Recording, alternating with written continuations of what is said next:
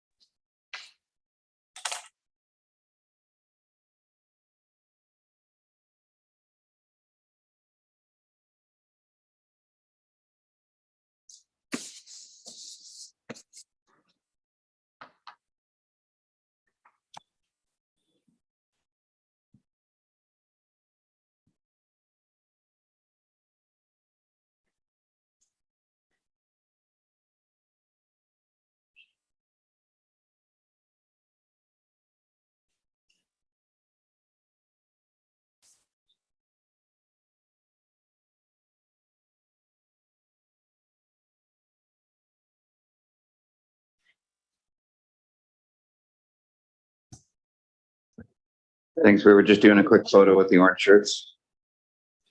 I would note that Director Cote is wearing her orange shirt as well. Thank you. Okay, so thank you for your patience. We'll kick off here since that's on my agenda. There we go. Okay, so welcome. We'll call to order at what looks to be 1:31. We'll start off with recognizing that we are conducting our business today primarily on the territories of the Coopatchis and Shot First Nations. We'll appreciate that fact and move forward in a good and respectful way. We are conducting our business as well in a hybrid format with folks coming in via Zoom.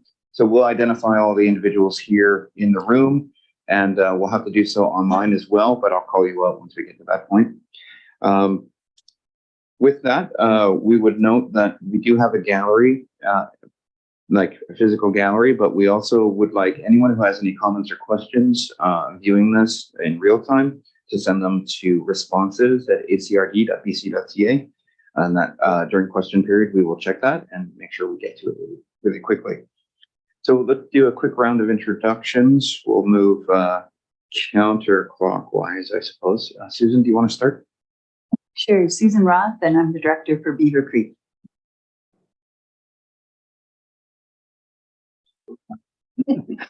Jack McClellan, alternate director for Beaufort.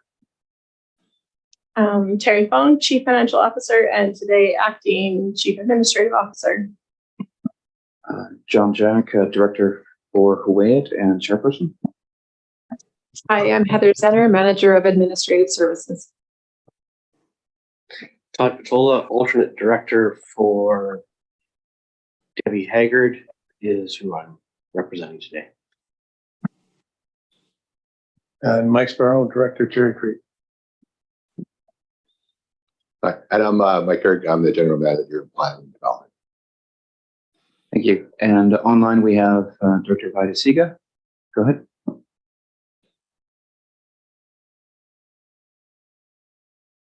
All right, we'll go to Tom. Tom, go ahead. Hi, I'm appointed director from the District of Tofino, councillor at the District of Tofino, coming to you from Gimli, Manitoba, of all places today. Not sure what territory I'm sitting on right now. Manitoba, probably like Treaty 4, Treaty 6, something like that. Okay. Penny, go ahead. Oh, good afternoon, Penny Cody. I'm the electoral area director for Sprout Lake. Hello, hi, Bob. Marilyn, go ahead. Thank you. Marilyn McEwen, Mayor of Ucluelet. I'm coming to you from the land of the Ucluelet people. Thank you. Wilfred. Good afternoon, everyone. Wilfred Coots, appointed for the Huntochet Tribe Government, and sit here on the director seat. Drew. And Shari. Shari Minions, Mayor for the City of Port Alberni. Oh, feel better, Shari. And Lavana. Hi, Lavana Mastrangelo, Ucluelet First Nation. All right, thank you very much for that. So I think that's everybody. Oh, there's Bob. Please go. Oh. Bob is just connecting to audio. We're just finishing off the introductions. Bob, do you want to introduce yourself quickly? Go ahead. Bob Beckett, Director for Area A Bamfield. My apologies with the technical glitch. Good afternoon, everyone. Okay, thank you for that. That brings us to the next item, which is the agenda. I would like to propose adding an item to section 5, the presentations. So after Mr. DeLuca and Cole go, we're hoping to add Mr. Seth Wright, Senior Manager from BC Transit, to provide an update. So if we can have someone to approve the agenda or move the agenda as amended, that would be helpful. Thank you, Director Sparrow, seconded by Director Cote. Any comments? Seeing none. All those in favor? All opposed? Motion carried. Thank you. Okay. Oh, Director Siga, would you mind introducing yourself? I think I missed you. You are you're muted. Sorry. Veda Sega, Director, Area C, Long Beach. Thank you very much for that. Okay, so that brings us into item 3, which is declarations. Does anyone have any declarations of conflict of interest, perceived conflict of interest, or gifts exceeding $250 in value? Seeing none, we'll move on to the next item, which is the adoption of minutes. Item 4A is the Board of Directors meeting for September 13th, 2023. Move adoption. Thank you, Jack. Director McClellan, seconded by Director Roth. Did you have a comment? Please go ahead. Yeah, on the minutes, we discussed, and there's about the West Coast Transit. And at that meeting, I asked where the funding came from, and I understood, I was told that it was a reserve for the West Coast for their transit. Did I hear that right? The reason I'm asking is the director would like to know, make sure I'm right. Yeah, from what I understand, it is a reserve that was actually created and held over from before the pandemic. But Jerry, do you want to confirm that, please? Yeah, for sure. So in a regional district format, we can't transfer money from service to service. So that reserve fund was built by the taxpayers of the West Coast Transit Service, which is District of Tofino, Ucluelet, Area C, Long Beach, and Ucluelet and Toquat. And so the reserve was requisitioned from those areas and is now being utilized to get the service up and running. Thank you. All righty. Okay, any further comments or questions? Seeing none, all those in favor? All opposed? The motion carried. Thank you. All right, the next up is the Solid Waste Management Plan Committee meeting dated September 20th, 2023. Thank you, Director Steer, seconded by, thank you, Director Patola. Any comments? Feels like longer than just a few days ago to me. Okay, seeing none, all those in favor? All opposed? The motion carried. Thank you. All right, and that brings us to the next item, which is item 5 for petitions, delegations, and presentations. As per usual, we usually have a 10-minute limit to the presentation. Unless I think you're pretty close to the end, then I'll fudge it a bit.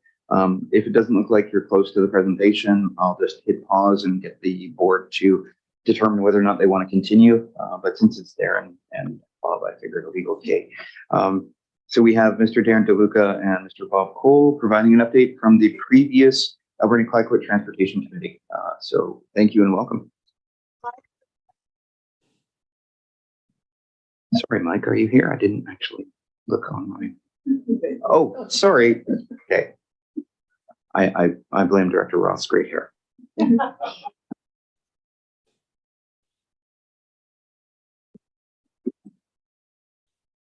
Thank you for the opportunity to present. As you mentioned, John, this is sort of a briefing by the old board. I was here on a rezoning matter when you consider the new transportation committee. And I'd heard, come from the table that the old committee just was a lobby group. And I wanted to make sure that you understood that we've done far more than that. So I reached out to Jack, who was the co-chair, and said, what should we do? And he said, well, let's come in and brief the board. So that's why we're here today. We have a PowerPoint presentation. So it's myself, Mike Newton, who wrote our reports, was a consultant for the board, expert consultant, and then Bob Cole's online in Victoria to get his grand dog. So.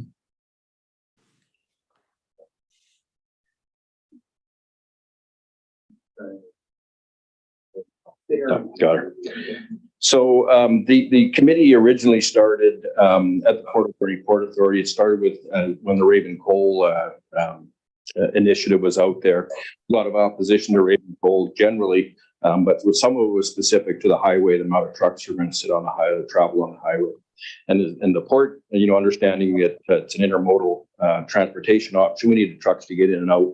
And it didn't matter if it was going to be coal or marshmallows, trucking was going to be an issue. So we struck a transportation committee. I was the chair. We reached out to various different groups. And then over time, as Raven Coal sort of ran its course, it was taken over by the regional district. And I'll just, here's some minutes from May 21st, 2013. They're on the ACRD website. And it talks about the members. I just want to read them off as Jack as co-chair and myself as co-chair, Neil Melvin from the Chamber of Commerce, Bob Cole, Randy Orr from Island Timberlands, Rob Cole, City of Port Alberni, Bill Irving, District of Hewlett, Harold Frechette, Western Forest Products, Justin Kumagaya, Western Forest Products, Brian Chiplin, Catalyst Paper, Mike Lang, Port Alberni Labor Council, Jill Trumper, Port Alberni Port Authority, Deb Fosscroft, Sashot First Nation, Cindy Stern, Sashot, Warren Louder, Hoopa Chestnut. So it was quite a strong committee. It was very localized. It was really an Alberni Valley committee, which is a little different than what you've struck so far.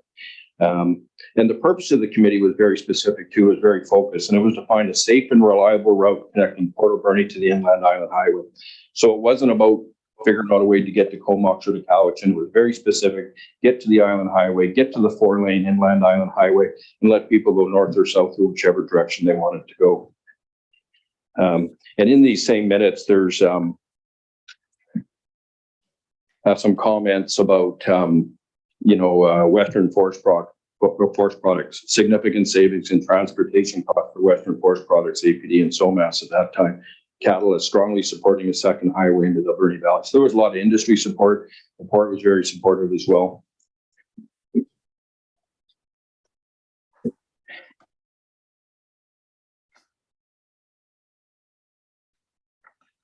So we did 5 studies through that period of time. It was about a 4-year committee that we worked at it. The first thing we did was we looked at the Haggard route, and Mike did all our consulting work on this. The first route we looked at the Haggard route.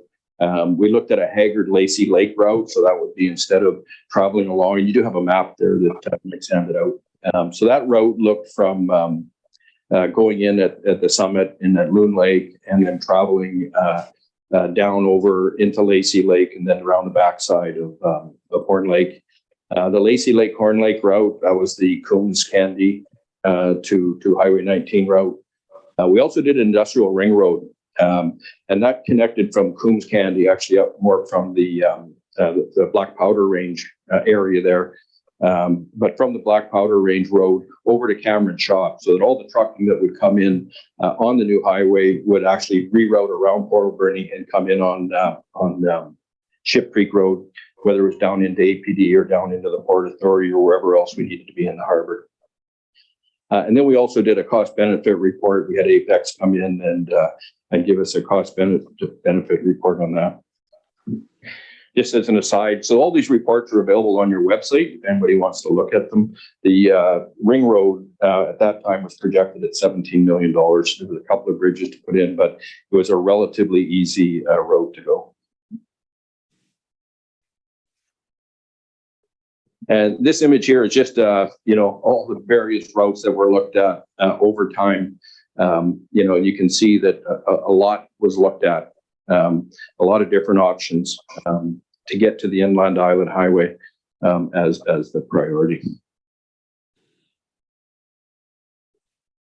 So, and we didn't just do routes, we did do a lot of lobbying. At that time, it was a BC Liberal government, and I think Todd Stone was the minister at that time.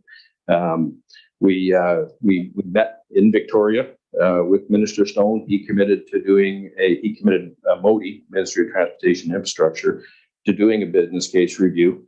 And they sort of expanded it to saying, well, we'll do a business case review and of the Horn Lake, but we'll also look at improvements to Highway 4 and then see which make the most sense.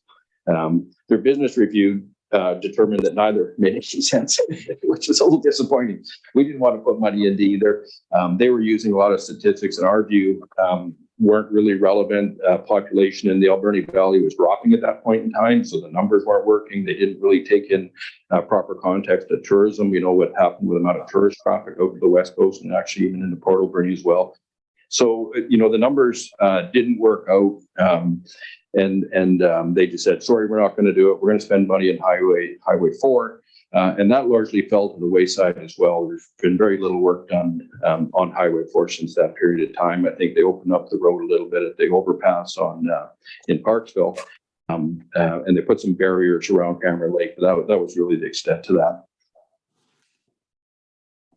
So that was it. I'm going to turn it over to Mike now. And what we did do is we had to, do we hand off all of our different options to the ministry, or do we say, hey, this is the road we're going to go with? So, we struggled with a little bit, but we decided to go with the Lazy Lake route, basically because it had the lowest elevation, the least amount of snow. Even though it wasn't the most cheapest route, we thought we'd have to build the best road. So Mike's here, and he's going to talk a little bit about the Lazy Lake route and why we went there.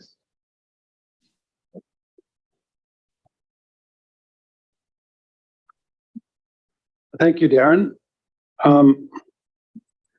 So I work for Benny Consulting, and we did some design work way back in 2006 is when it started, when I met with Charlie Haggard. And we're looking for a new route in the Alberni Valley. We found a route, and the route that we looked at was one that connected to Highway 19 at the Horn Lake intersection right now. And it connected with Highway 4 at Loon Lake on the top of the summit. We found a route that was an 80 kilometer per hour design speed, and it went on the south side of the lake. So I guess if you're driving up from Highway 19, that would be on the left side of the lake. And the route that we're looking at, if you look at the map, is the one that is pink. So the black route on the map is common to all routes because that's the existing route to Horn Lake. And then the pink one is the route that we looked at with Charlie, and that ends up at Loon Lake. So that route, it's 34 kilometers from the Qualicum overpass to Loon Lake on the new route. Of which 14 and a half kilometers is along the freeway and 21 kilometers is along the new route. The distance along the existing highway is 31.3 kilometers. So the new route is about 3 kilometers longer, but the travel speeds are faster because it's faster on the freeway, and the new route is designed at 80K, where the existing road is slower. And so we calculated that the time would be about 4 minutes less to go on a new route up to Loon Lake. The elevation of this route goes up to 514 meters, and the elevation of the existing hump is 411. So it's about 100 meters higher, which is a bit of a problem for snow, because it goes over a summit, which is a bit 100 meters higher than the existing hump. The estimated cost at that time for that route was $37.6 million, and that was in 2006. And so the price of that route would go up substantially from then until now. The big benefit of this route is the North Island traffic. If it was going to go on the existing route, it's 43 kilometers, and along the new route, it's only 21 kilometers. And so there's a big about a 16 minute time saving for the North Island travelers that are going to the West Coast. We had a consultant, Apex Engineering, do a cost benefit analysis of the route, and they came up with this particular scenario of cost benefit of 2.1 if you use 70% of the traffic using the new route. And it went to, I think it was 1.5 at 50% utilization. So we're not sure how many people would actually use the old route if a new route was built.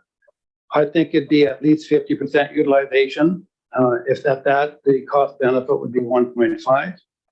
If 70% of the traffic used the new route versus the old, then the cost benefit goes up to 2, which is a very good cost benefit.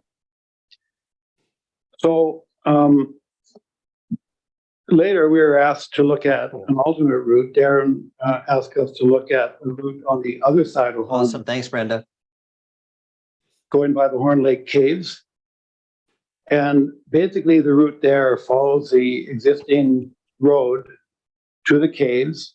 And then it also follows an existing logging road up to Lacey Lake.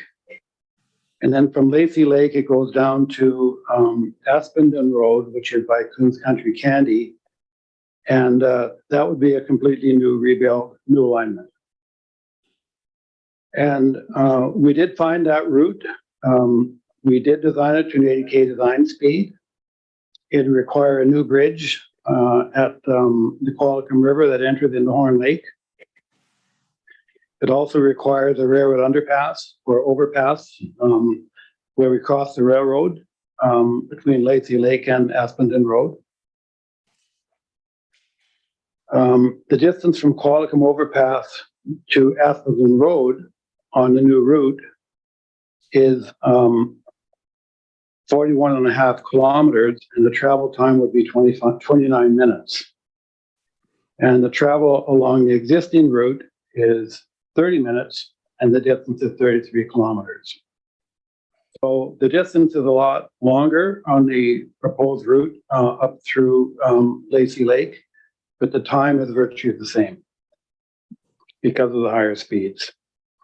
The summit of the Lacey Lake route is only 400 meters, so it's lower than the summit for the hump, the existing hump, which is good for snow. One thing in our design, we did not look at truck climbing lanes because we're going up and then we're going down. We didn't look at crawl lanes. We did not look at runway lanes either in our study. And when CH2M Hill, they reviewed our design work, and they think that truck climbing lanes, maybe crawl lanes, maybe runaway lanes would be needed on this route. And I think they probably are right, but further study would have to be done on that. So again, for North Island traffic, the time savings is about 17 minutes. We figure that all the North Island traffic would use the new route. And again, your cost benefit for the new route for the traffic from the South Island using it depends on the utilization rate, and that affects also the cost benefit. Just to hit pause here, I'm wondering if I could have a motion to continue on. Thank you, Dr. Roth, and seconded by Dr. Sparrow. All those in favor? All opposed? The motion carried. Please continue. So we also looked at a third option, which was to connect the Haggard route with the Lacey Lake route. And if you look at the map that I provided to you, it's a route that's in green. And that route has some benefits, although we didn't study that to the point where we did a costing on it. But it is a bit shorter. It's 2 kilometers shorter, and that route is doable as well. The only trouble with that route, again, it goes up to the high elevation of 511 meters. And you have that problem with the snow, where the other route is better that way. So there's those 3 routes, and I think that's about all. Are there any questions on it?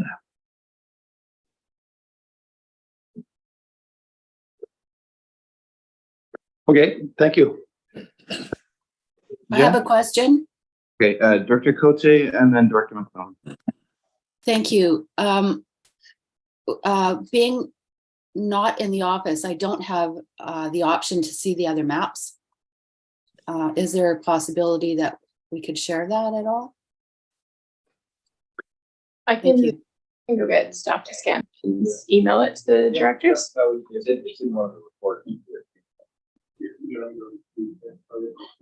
We do not have electronically, but somebody here is going to scan it. And they can send it out electronically. Thank you. That would help us.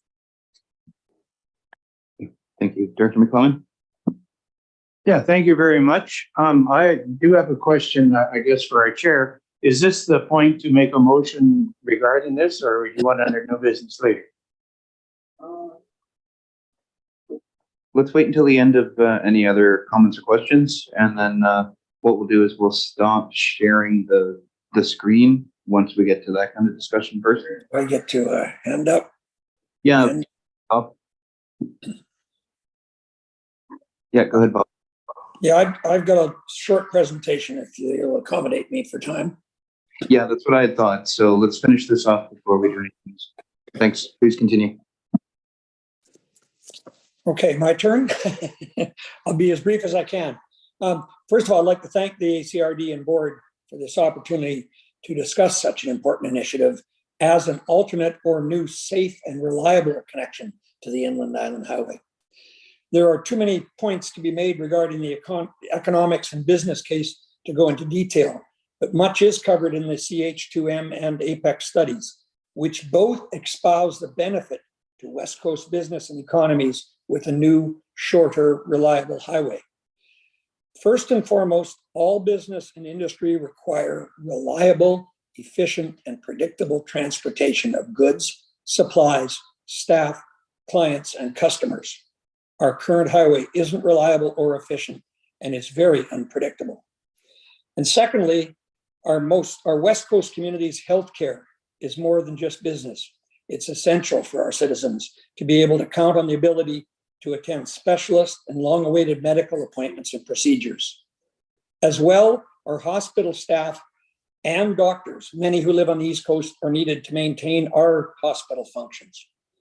The cost to transport and often fly urgent patients plus doctors and staff past the blockage this summer was astronomical, more than the quotes for the replacement road. Better access to the new hospitals and specialists in Courtenay and Campbell River would be very beneficial to our stretched medical system. Several years back, Charlie Haggard and others, as Mike referred to, recognized the inefficiency and deterrent to business and industry our Hump, Grove, and Cameron Lake caused to trucking and our economy. And he proposed a route with lesser grades, fewer corners, and substantially shorter distance to the main highway. As was mentioned, Catalyst and other local business said they would use such a route for more fiber supply from the North Island and more stability in their operations.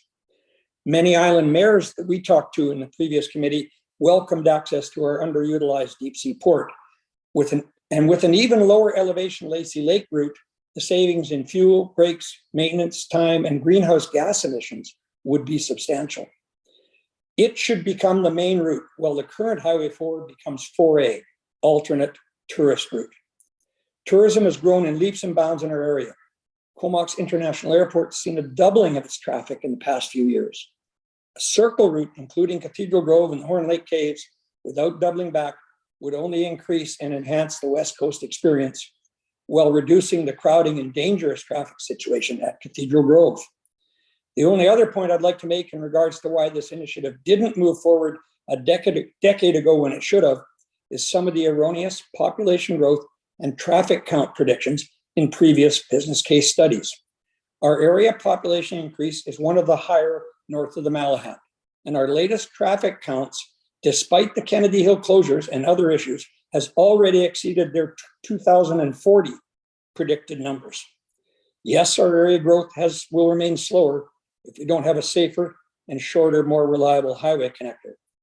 I ask the ACRD to push for a better emergency route via Horn Lake as soon as possible, and ultimately a new highway via Lacey Lake as soon as practical. And I thank you for your time.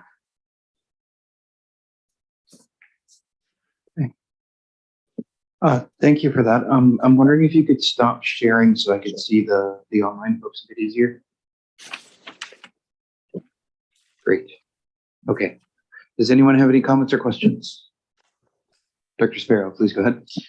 Well, thank you for that. That's a really good report, very detailed. Did you look at any other routes besides the Horn Lake? Did you look at the ones going towards Banfield, the other ones, other areas, and you started the scope of the work, or you just narrow it down just to this area? No, we focused on, you know, the mandate of the committee was the shortest, quickest route to the Inland Island Highway. That was what we were sort of mandated to do.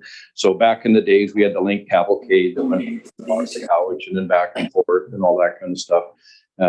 But I think once they built the Inland Island Highway, those other routes became less of a preferred option. But one of the things that answers your question, you know, when I was here last time, and Director Boyko asked a question, what's going to be different this time? And so several things have changed, which is our MLAs in government this time, which is a significant difference. Last time was a BC level government and our MLA was NDP. So we didn't have an MLA in government and our MLA is a minister. So we have significantly more political influence last time. The traffic counts, as Bob alluded to, are significantly higher than they were projected at that time. So that's going to change it. But I think that the single biggest thing is that Highway 4 is now a dangerous and unreliable highway. And if you go around Angel Rock, you know, someone said to me yesterday, well, they've left enough room. Yeah, but no room for error. And there's going to be trouble there. And maybe they can figure out how to fix it. If they want to put $40 million into Angel Rock like they've done Kennedy Hill, that's all well and good, but that doesn't solve the problems in Cathedral Grove or anywhere else. So. Thank you. Any further comments? Just a quick comment on the economic side, Chair and Board. The route via Cowichan doesn't facilitate or support the local business, whether forest industry, catalyst paper, or almost anything else. It doesn't help the people that travel from Qualicum and Parksville that work in Port Alberni or vice versa. It doesn't support any of that. It's just nice to have that road, nice to have had it this summer. Too bad we didn't open the Horn Lake. But economically, it doesn't do anything for business in our community and the West Coast. Thank you for that. I have Director Cote and then Director Petova. Thank you. I would like to have a copy of Bob Cole's presentation if possible. Yeah, it's on the presentation notebooks, so we'll be able to get it to you. Okay, great. Thank you. I support looking at all options going forward. Thank you. I did travel the Yubo Banfield Road and don't want to go there again. It's very treacherous, and I think that there is support from down south to actually go that route, but I'd much rather see something quicker, and that seems to be more viable for our community. Thank you. Thank you. Director Petova. Thank you. Through the chair, I would be interested in seeing the economic impact studies, particularly because there is other routes that are possible, and they in and of themselves may have a greater economic impact. And I think that to get anyone interested in spending the amount of money that's going to be required for any route, we should make it as desirable as possible. And when I look at the full circle route from Courtenay through Comox Lake into Port Alberni and then south to essentially to Duncan and connecting with the rest of the route that already goes to Port Renfrew, you have a full circle route. And I think there's tremendous economic impact that would come from tourism from having a full circle. So I think we need to look at all the economic impacts, not to mention the fact that we're in a housing crisis, excuse me, and this would open up vast swaths of land for further housing development or development of other communities on Vancouver Island. So those are items not that I'm necessarily advocating for, but I think might catch the interest of those people that are ready to check. Thank you. Thank you for that. Good point. Go ahead, Darren. So both economic reports are on the ACR website. One's Apex and one is CMH2, and they're both available there. The CMH2 is 135 pages, so be ready. The other thing I might mention on this, to the respect of more reports and more studies, there's an election coming in 12 months, and you need to make a decision if you're going to be ready for that election. And whether or not you're going to apply political pressure, or if this is, a longer 3 to 5 year game that you're playing. So I think you need to keep that in mind. Thank you for that. Any further comments? All right, seeing none. Oh, sorry. Go ahead, Director McClellan. Yeah, that's what I was going to go for. So Director McClellan, please go ahead. Yes, I would first of all like to thank the presenters, and I'd like to make a motion that the Alberni-Clayoquot Regional District requests, or if we can go stronger than that, request the provincial government to immediately give us an emergency route into Horn Lake. And if it's secondary, I'll explain that. Seconded by Director Roth. So right now we've got, as we've heard, and I'm pretty sure everybody around this table has been down there once or twice since we had the closures. I was down there Monday, took my wife to a medical appointment in the Parksville area. Only took us about half an hour. It would have been 4 hours if I had to go down around Port Renfrew, the only way out right now. And already with the first bit of rain, we had very efficiently, and I think they should be credited for doing it, the main road contractors already had the signs ready to turn around and say, this road's shut. And they were worried that that amount of rain that we had was going to be too much for the Angel Rock. I live here. I'd like to see my property values stay at least what they are, maybe go up, but they're not going to go up. None of our property values are going to go up if it's not easy to get into Port Alberni. We're the largest town in BC, at least, with only one way in and out. That really should not have been acceptable back then. It shouldn't be acceptable now. But if we do nothing else, we need an emergency right now way out. Yeah, we can talk about which one of these routes is good, how it affects people here and affects people there. But the economy in Tofino-Ucluelet took a multi-million-dollar hit just because of the Angel Rock. Never mind all the problems they already had with the Kennedy Hill. So our economy, they haven't really added it up yet. I'm told that the study isn't finished, so we don't know what it's done to Port Alberni yet. But the Alberni Valley and the West Coast should not be held hostage by things that aren't happening. Thank you very much. Thank you. I have Director Coots and then Director Minions. Did I miss anybody? Okay, Director Coots, go ahead. Thank you, Mr. Chair. I may agree or may disagree, but I think that we're getting ahead of ourselves trying to lobby the provincial government for an emergency route immediately. I think we need to have all the information and all the routes forward. I might be missing something, but I think that we're jumping the gun trying to push this issue forward. So I want to hear from everybody else first, but I think that we're trigger happy on this one right now. Thank you for that. Director Minions. Thank you. Agree with Director Coots. We need to take our time and make sure we're moving forward in a collaborative way. And right now, the province has actually agreed to do an update to the studies that have already been done and assess multiple routes, including the Banfield-Cowichan route as one option that needs to be considered, to ask them now when they've already agreed to fund that study and they're about to put out a request for proposals for a contractor to conduct it, to stop on that and consider only the Horn Lake route as the emergency route would not make sense. So I definitely agree we need to be moving forward and pushing for an emergency route, and we are, but it's not the right time to predetermine what that route's going to be when the province is about to fund work to do community engagement, First Nations engagement, and engineered assessments of what the options are. Okay, thank you, Director Roth, and then back to Director McClellan. Okay, I'm just going to read it out. It's from Facebook, and it was an alert posted by, I believe, Ministry of Transportation. says Highway 4, weather advisory in effect between Cathedral Grove, McMillan Provincial Park and Cohen Road for 10 kilometers. All storm warning in effect, Highway 4, enhanced monitoring in progress due to risk of falling debris. No stopping on the road, drive with caution and be prepared for unplanned closures. And then the next update was to be on September 25th. I think we should take this really seriously and move quickly because before long, there'll be a bigger problem. Thank you, Director McClellan.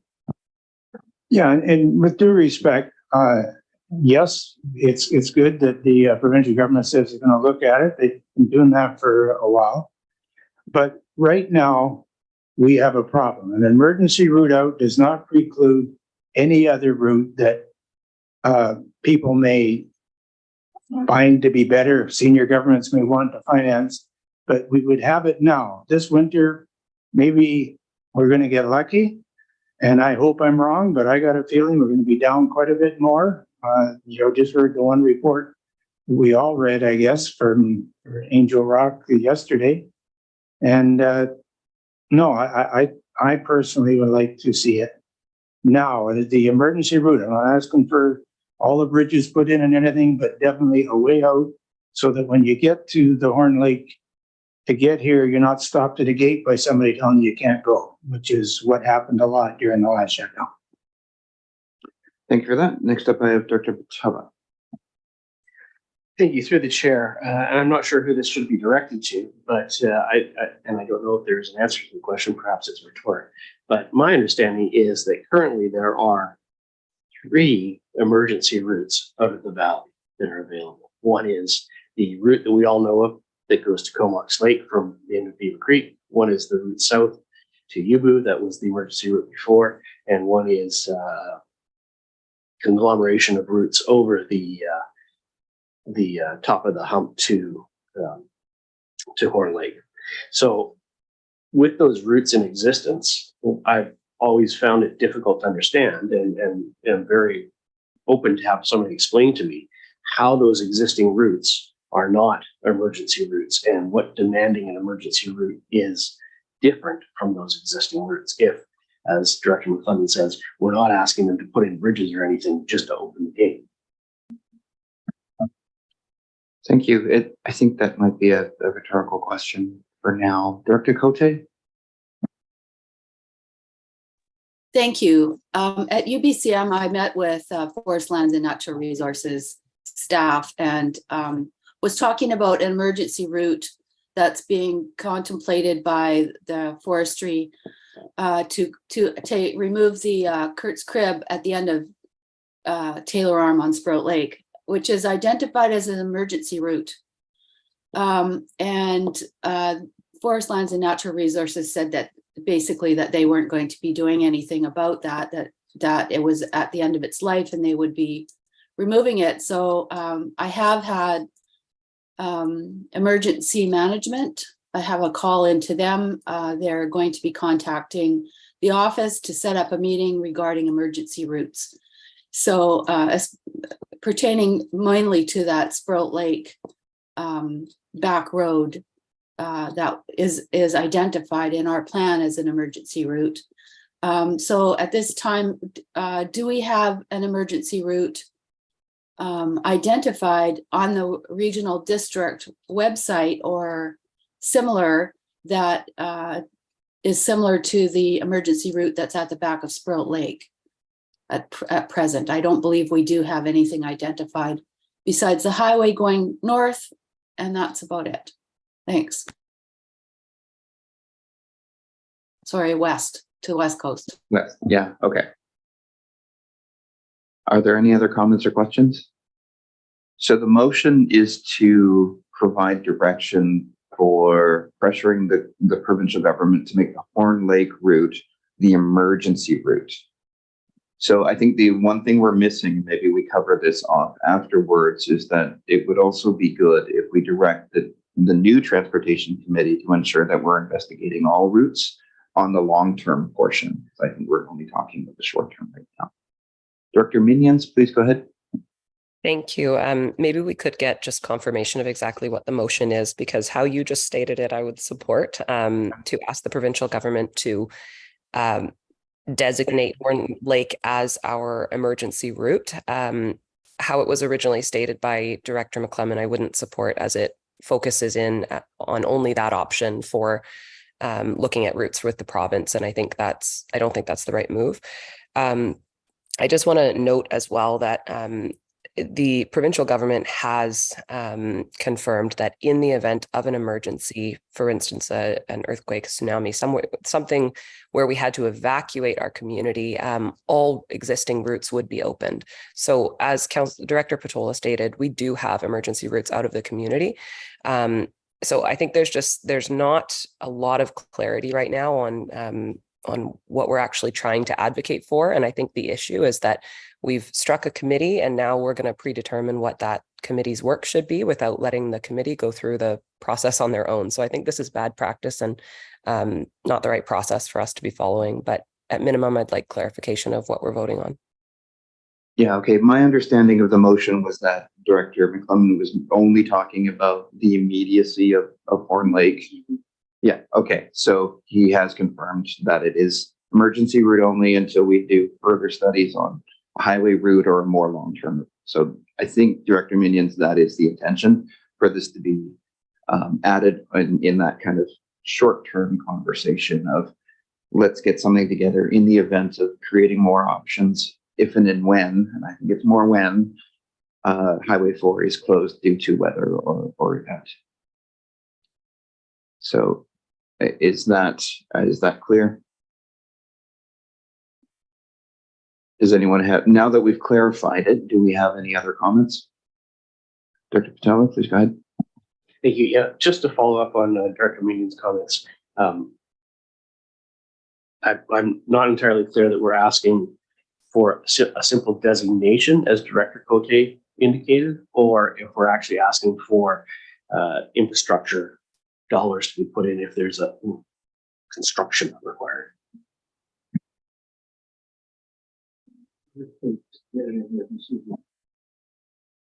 Yeah, Mr. go Chairman, ahead. if Yeah, I may, please, I sir. would like to ask for a recorded vote. I think this is one of the most important things that's happened in our valley for a long time.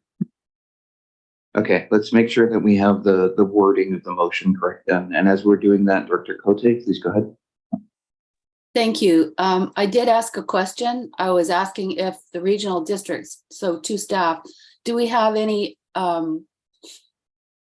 designated route out in our emergency exit plan? Because it might be there already. Thanks for the question, Penny. The evacuation route for the Alberni Valley does identify the routes, evacuation routes, but they're owned by Mosaic Forest Management. So there's a caveat in the emergency plan that states, you know, if this one of these evacuation routes wanted to be used, it's a conversation with Mosaic to ask them to open their routes. So they're certainly identified, but it's a conversation that would need to be had with Mosaic to gain access to those routes. So then I'm assuming then that we have something in place already that could take in Horn Lake or whatever road. No, I mean the conversation would need to happen at the time of the event. There is no agreement in place at this moment, other than a statement in the evacuation plan that Mosaic has said that they are open to having a conversation. Thank you for that. So just to be clear, I think it's very important for us to understand that an evacuation route is markedly different than what I think Director McClellan is getting at with the motion. And this has to do with an emergency route or an emergency alternate route or whatever words we want to use. It's what are we going to do from an official standpoint if and when Highway 4 is closed? I think that's the immediate concern. And then what I think, though, is that we have to keep it tight around Highway 4 closures in the short term and add an investigation of all possible routes on the long-term kind of highway solution, right? And I think that's the main thrust of the presentation, whereas this immediate emergency item isn't directly related, but adjacent, I think. Dr. Roth, did you have your hand up or was it? Oh, it's Dr. Sparrow. Please go ahead. No, thank you for that. So this emergency motion we put forward will try and push a road across private property. Is that not correct? Because Mosaic owns the property. So do we have the authority? I know if it's an emergency act, we declare state of emergency, we can do different things, but can we just tell people that we're going to put a road across their property like this? That's what we're asking. Yeah, so the usage is complicated in regards to an emergency route, which is why there isn't one permanently designated, because it may change based on the situation of closure. I think the situation we find ourselves in with Highway 4 is different, because when there's an evacuation order, there's already an emergency, there's already a catastrophe. That's a different kettle of fish completely.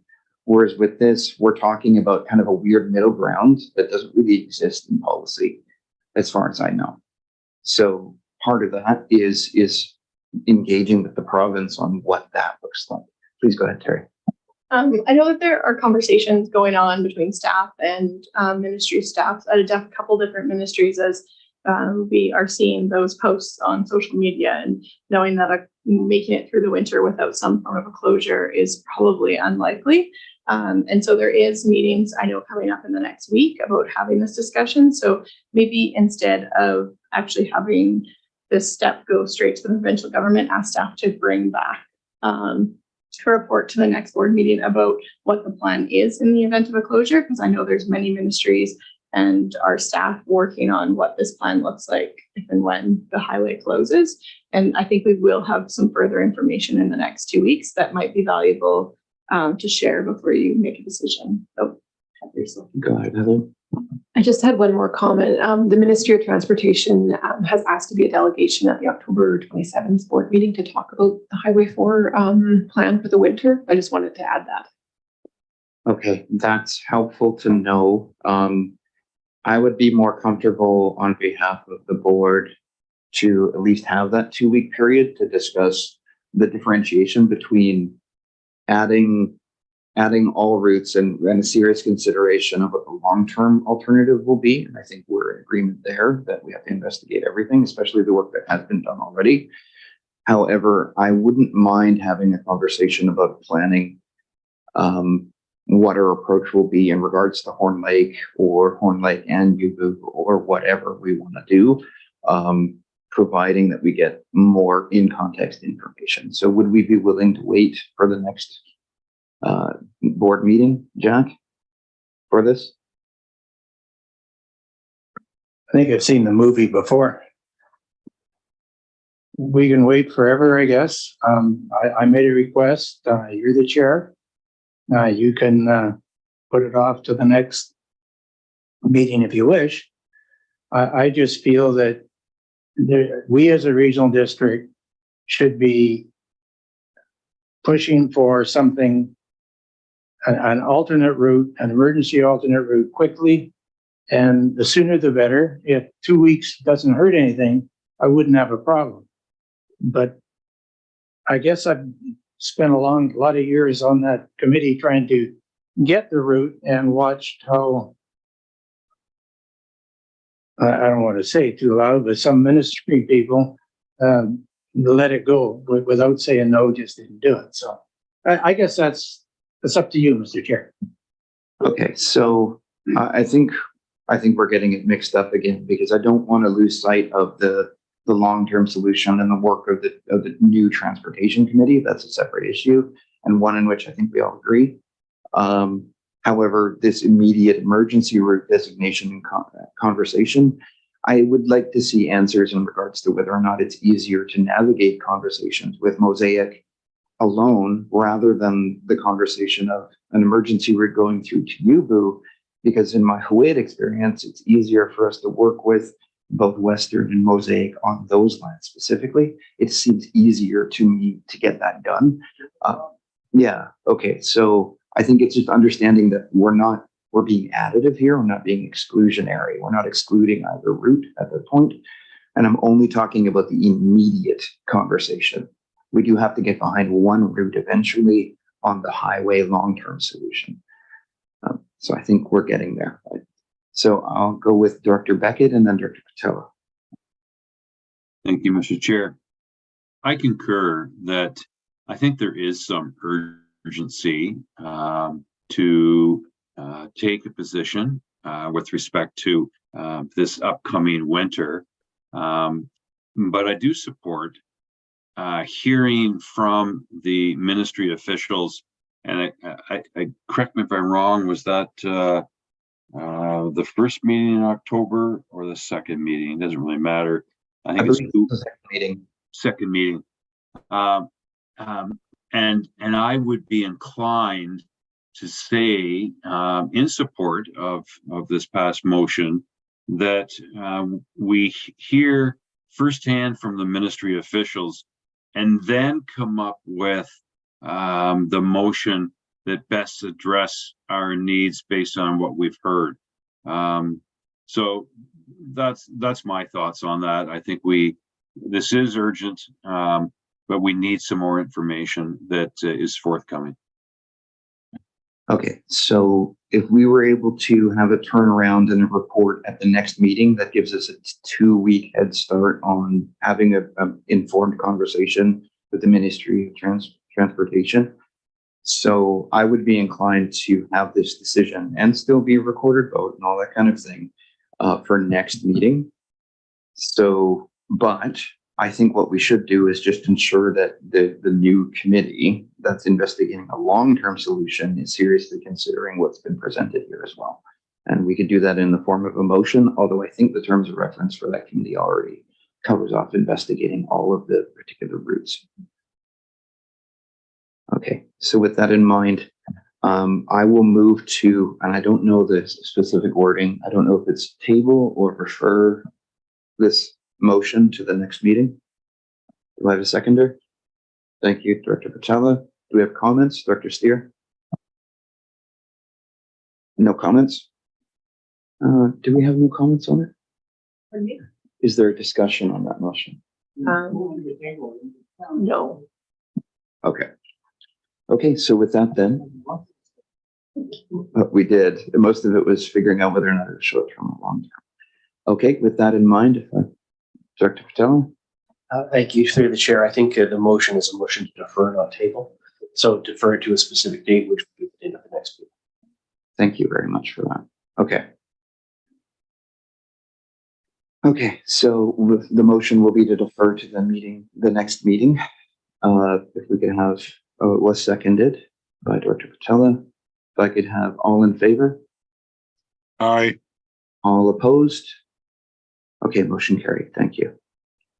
Okay, Heather, could I get just verbal confirmation that investigation of a long-term highway solution, quote unquote, is already in the terms of reference for the committee?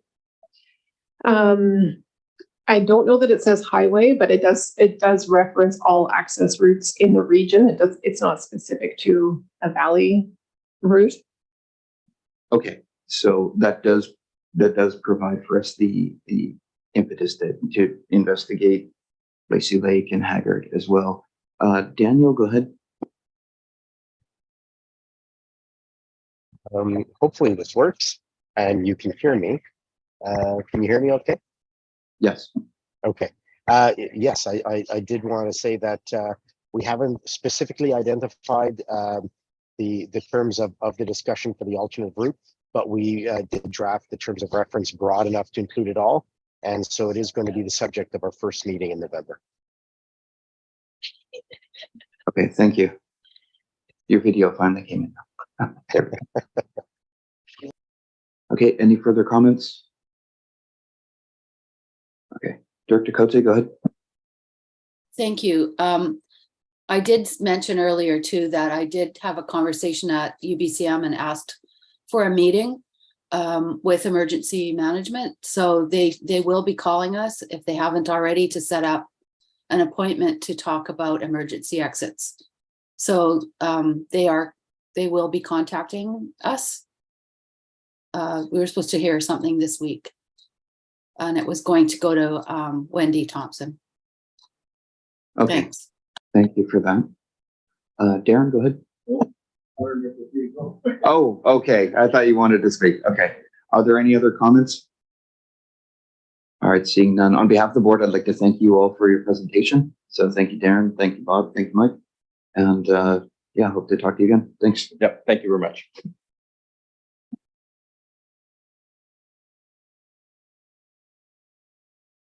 Okay, well, I'd like to thank Mr. Seth Wright for being patient.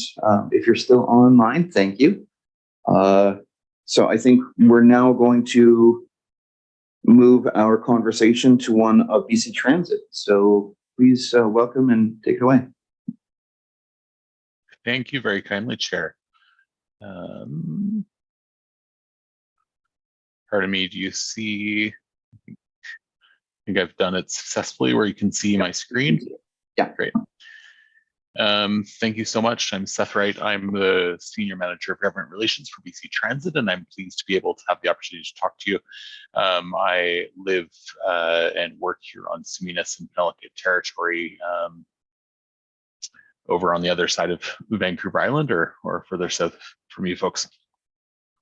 I'm in particular speaking to a couple items that are later on your agenda and a request for decision agenda items, or agenda item 8E, which is to receive the annual performance summary report, which is the report for our last fiscal year, as well as the approval of the TIPS expansion memorandum of understanding, which is our annual future expansion request and confirmation of what we're going to be sending basically on your behalf towards the provincial government in request for future transit service expansion. With that, I'll dive into my presentation, and I can share this with staff so that you can have a copy following the meeting. The annual performance summary is an annual report that we produce based on our fiscal year, which is the provincial fiscal year that starts in April 1st of every year and runs to March 31st of every year. So this one is for the fiscal year that concluded back in March of 2023. And it provides a number of metrics that cover different aspects of how the transit system is performing. This is for the Alberni Clayoquot or Port Alberni custom transit business unit. So this is just for the Handy Dart service in the city and in the periphery areas of the Alberni Valley where service is provided. It compares budget numbers to actual numbers for the last couple of years, and provides some considerations of what that looks like year over year in terms of variance, and comparing it to your averages and what your system shows in terms of your averages. So it's a lot to dive into, so I won't offer any overcomplicate this and provide too much detail, but I would point out a few positive indicators. One in terms of here where we see ridership, which we've gone up from about 14,000 rides, or just under 14,000 rides a year ago, to this last year being almost 16,000 rides. So happy overall with the performance and feeling positive about that. And then in terms of operating cost per passenger trip, we can see that because the number of trips we gave out were higher, despite some cost inflation that we see year over year and in other things, and fuel in particular in the last year, the operating cost was reduced. This provides a bit of a bigger picture for what we've experienced over the last few years. You can see that our ridership was growing in the Alberni Valley for a couple of years before the pandemic. The pandemic reduced that, and in the midst of the pandemic, our ridership was almost completely reduced, although service continued to operate. But there was a point when service was at 20% of pre-existing ridership. We've had a fairly steady climb, and we're just starting to approach 100% pre-pandemic ridership now. You have at the bottom, the chart shows the fiscal year from April to March of the fiscal year we've been talking about, and shows that there's a bit of seasonality, but nothing particularly extreme, and the service hours, which really reflect the sort of balance of weekdays and weekends in each month and number of days in each month, is the main indicator for how many rides we tend to provide throughout the month, throughout the year. I wanted to provide a bit on unmet trips, because I know that one of the challenges with any Handy Dart system is when people call and try to book a trip, and we're not able to provide that service at that time. Typically, this is because we have too many people that want to go to do their errands at the same time, or go to a day program at a particular time, or go to their doctor at a time when everyone else is using Handy Darts. That service is oversubscribed at those peak times. But what we can see is during the pandemic, we had no unmet trips. We were able to provide 100% service that was requested. Last year, we had less than 0.1% of unmet trips. And this year this last year, fiscal year, we've got up to over 1%, but we're still sort of in a very comfortable area, and an area that doesn't pose a high degree of concern compared to what we see in some systems. In large urban systems, we have a much higher percentage of unmet trips that causes some consternations and consideration of mitigative measures. This just shows it graphically tuned in over the year, and we see that there are some months where ridership was higher and the number of unmet trips was more extreme. So unmet trips are not consistent throughout the year, but that 1.09% is averaged over the year. I've presented some numbers by region here. So this is that same number of total trips, but provided by month over the last year, and it provides some ridership for the last few months, in particular since the 22-23 fiscal year concluded. So this is slightly more recent data, and it also identifies Sprott Lake in yellow, Cherry Creek in gray, Beaver Creek in orange, and the city of Port Alberni in blue. So you can see city of Port Alberni is obviously most of the ridership, but we have ridership from other areas. Noticed a decline in Sprott Lake over the last few months of the summer in particular, but expect that to pick up as we head into the fall.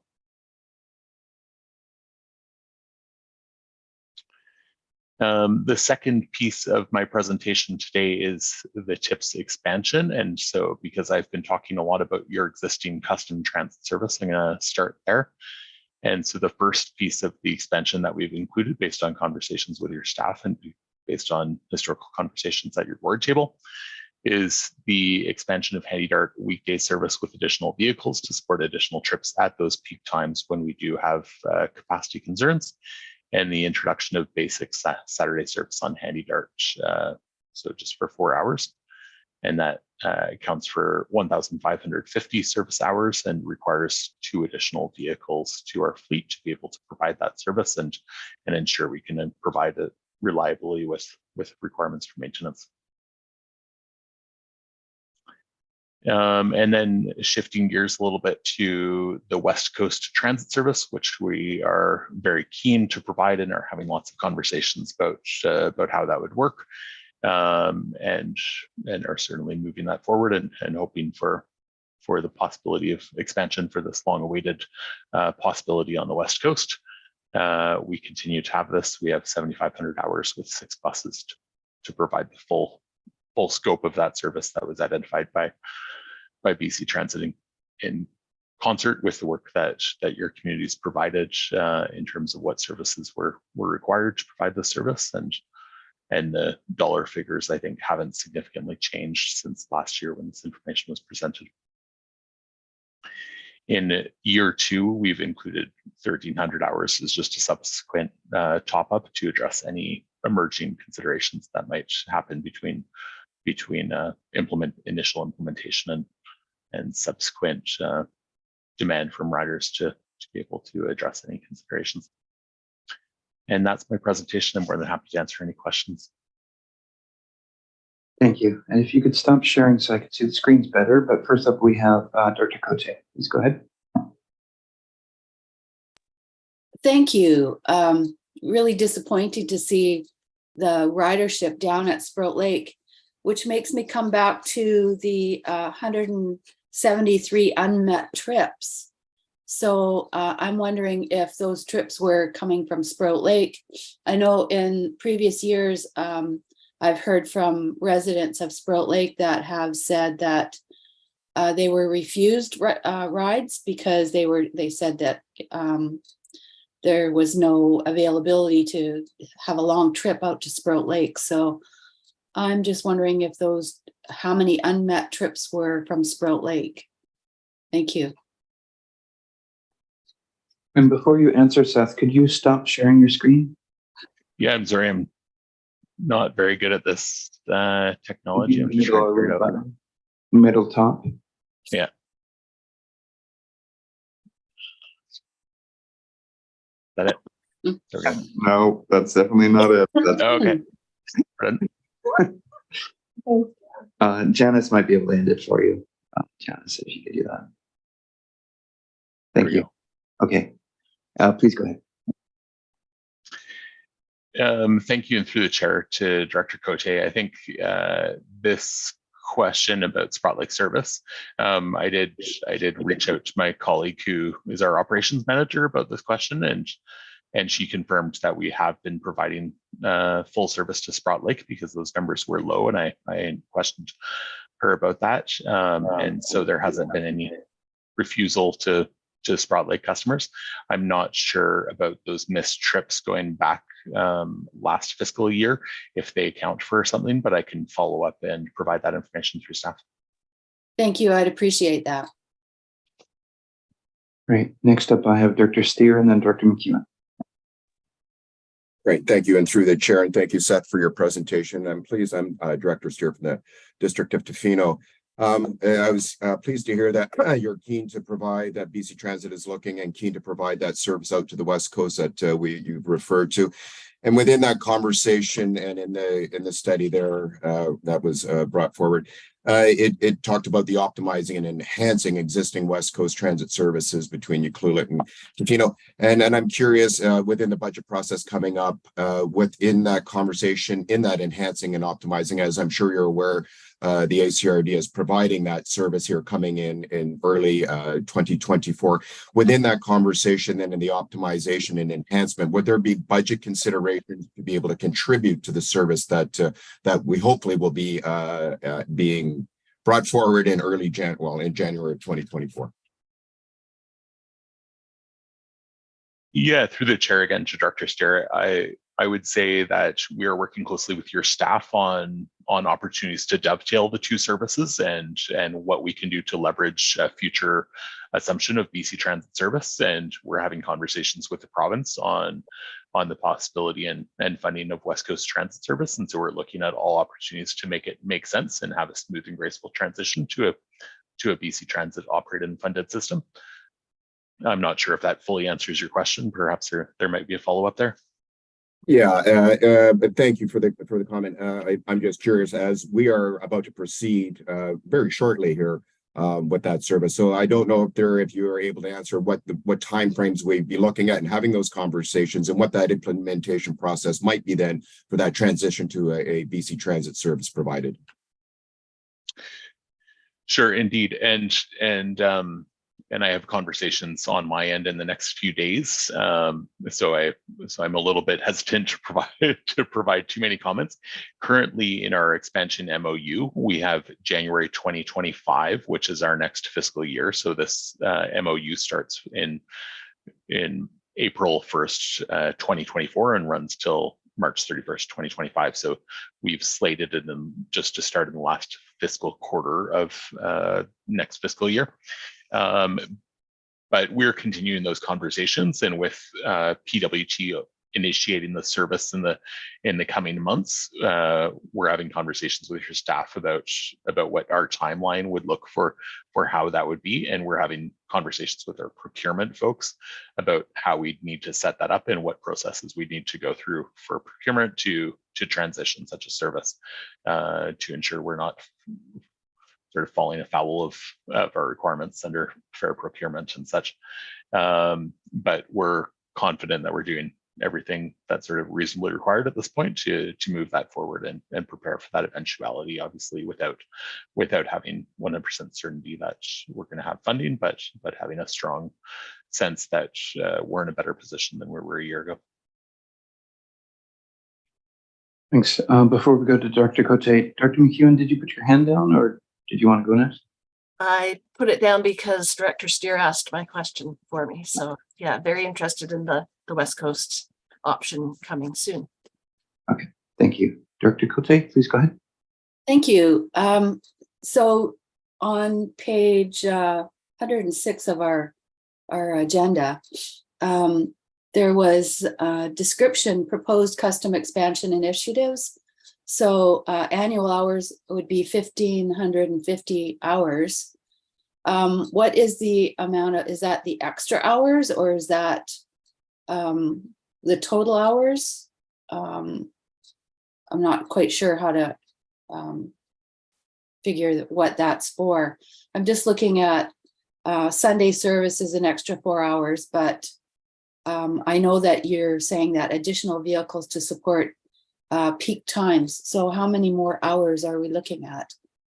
And how do you decide when those peak times are, and figuring out just what the 2 buses are for? Thank you.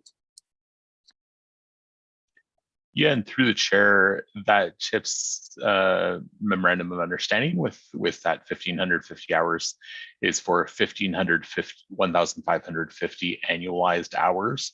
So that's spread out over the year, distributed fairly equally between every week, and we'd provide that in addition to the existing level of service. So that provides a sufficient buffer based on what our experience operating the existing service would be to ensure that we can provide 100% of service and not have any missed service. We've been fairly, operationally, we've been fairly firm on any ride that we receive needs to be provided as long as there's capacity, regardless of where that ride comes from. But it does result occasionally in missed trips. And so this 1,550 hours is what's been identified as required to be able to meet 100% of service and provide those 4 hours of 4 hours a week of additional introductory service. Thanks. Just further, so 173 unmet trips. I'm just trying to figure that into the equation here. And do we really need 2 more buses, or could one suffice for, because I don't imagine you'll be putting 2 extra buses out during the week because 173 missed trips. That's one way. So I'm just trying to figure that out.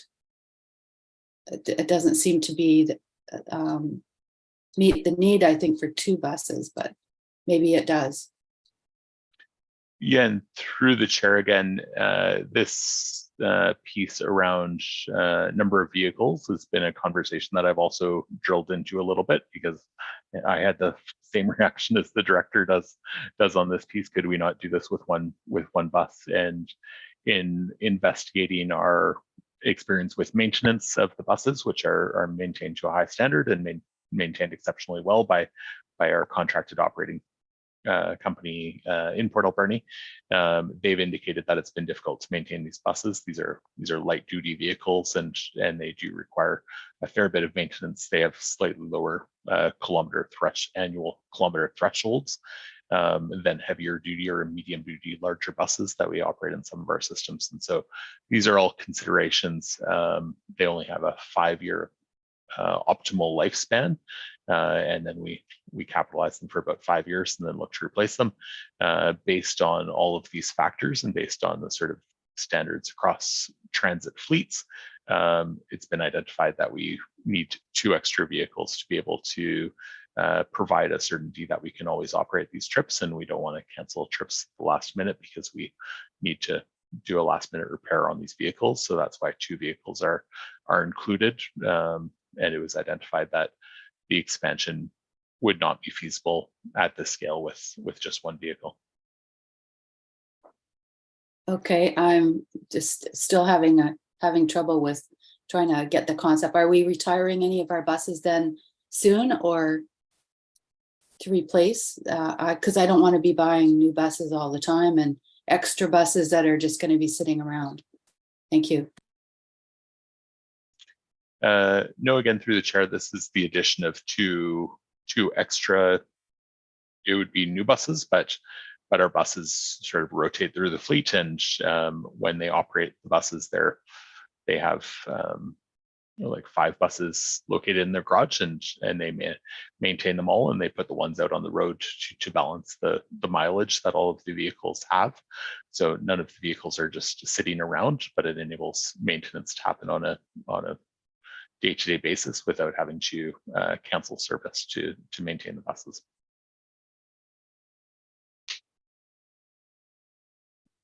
Okay, thank you for that. Are there any other comments or questions?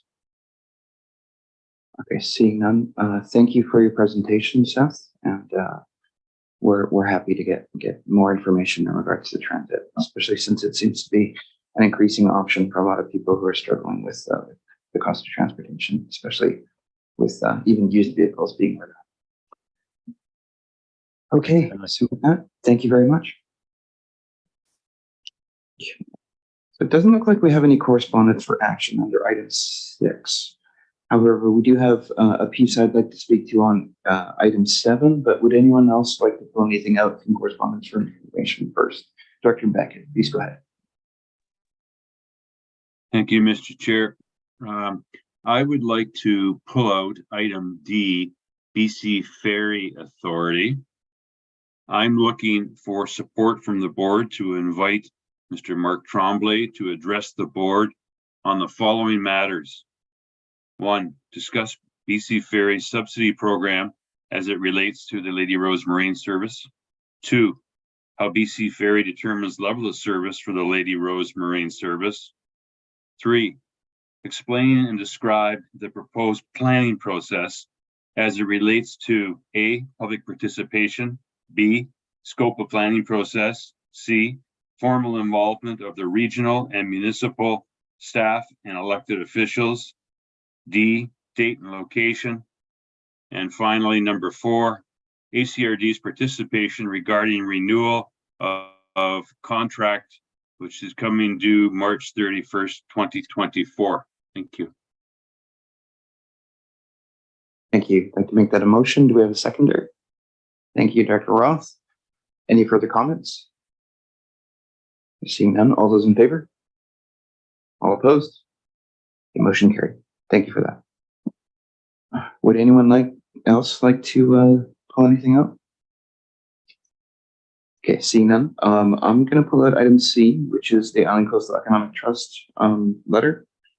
So we are embarking on the beginning of a process to explore the idea of an allied tourism fee, mostly for resource stewardship.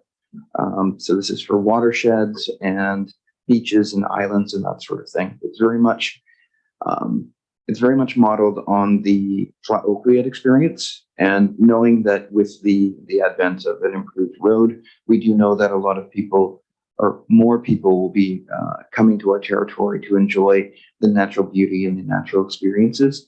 And so we're hoping to set up a program at some point in the near future after some exhaustive conversations with our friends and relatives and allies and stakeholders and business holders and entrepreneurs about what we can do to kind of take care of the land that people will be attracted to from the ground floor on.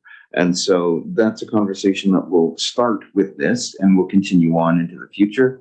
So nothing is yet set in stone, in the way in which we roll this out and the way in which we market it is going to be something that is subject to a lot of conversations. So we don't want to lose anybody right out of the gate. We don't want to leave anybody without having their input. So this is just something that we're hoping to have good conversations in a good way. So hopefully Bob will be able to start with you at the very least, but also have some connections with the folks in and around Banfield and any operators who may be AV based, but are operating in the Broken Islands or that sort of thing, where it's relevant to Hawaiian territory, not others, obviously. So that being said, that's pretty much all I wanted to state. Are there any other comments or questions or items for this? If not, if we could have a motion to receive the correspondence for information. Thank you, Dr. Tella. Seconded by Dr. Sparrow. Comments? Seeing none, all those in favor? All opposed? Okay, motion carried. Great, thank you. All right, that brings us to item 8, which is a request for decision regarding the draft strategic plan. Daniel, I see your name here. So Are you still Daniel was online? hoping, but Oh, the we meeting had lost gone him. to a link that he had to leave. So I will speak to this, Mr. Chair. Thank you very much. Go ahead. Okay, so on part of the agenda today is the draft strategic plan for 2024 to 2027 period. Brian Crothers came in and did a facilitated session over 2 days at the beginning of May and just provided this draft. We are now recommending as staff that we have a meeting on November 8th as a committee of the whole in the morning to kind of talk about the strategic plan, the draft financial plan process and how we want to walk through that, as well as we still have to allocate the Growing Communities Fund, which we were waiting from a staff perspective to figure out what the priorities were. So we feel like that's a fairly large conversation that's maybe better served at a committee of the whole where we can take a bit more time to go through it. So staff today are looking basically to get this on the table for the directors to be able to review, provide input to Daniel, please, if you have some input regarding it. And then if we pass both the recommendations today, the concept is that we'll bring it back on November 8th to ACAL and we can have further discussion in detail about what's in there and if there's things that are missing, things that you don't want in there, and then how is this going to align with our budget and grant process. I'm happy to answer any questions. Thank you. Any comments or questions? So I think we have two separate motions. It's probably better to keep them separate. Do we have anyone moving the first one to receive the report? Thank you, Director Steer, seconded by Director McClellan. Any further comments? Seeing none. All those in favor? Motion carried. Thank you. And the second motion is the one for having a committee of the whole on November 8th. Perhaps look at your agendas just to make sure, or your calendars. Director McClellan? So moved. Okay. Seconded by Director Roth. Any further comments? Seeing none. All those in favor? Motion carried. Thank you. Okay, so that brings us to the next item. Item B is a request for decision regarding public hearing and statutory public meeting policy. Mike, go ahead. Thank you. So this is, I just wanted to preface this one. It is included for all directors because it covers off the public hearings, which are specific to electoral area directors, but it also covers off statutory meetings that are required. Well, we don't hold them very often. They relate to agricultural land commission applications, where there's public hearings in certain circumstances, and also cannabis retail store applications. So I just wanted to preface that. And so at the May 18th electoral area directors committee meeting, the committee recommended that procedures for these meetings, both public hearings and statutory public meetings, be developed. So staff have put together a draft for the board to consider. If adopted, this policy would provide guidelines for conducting public hearings and public meetings.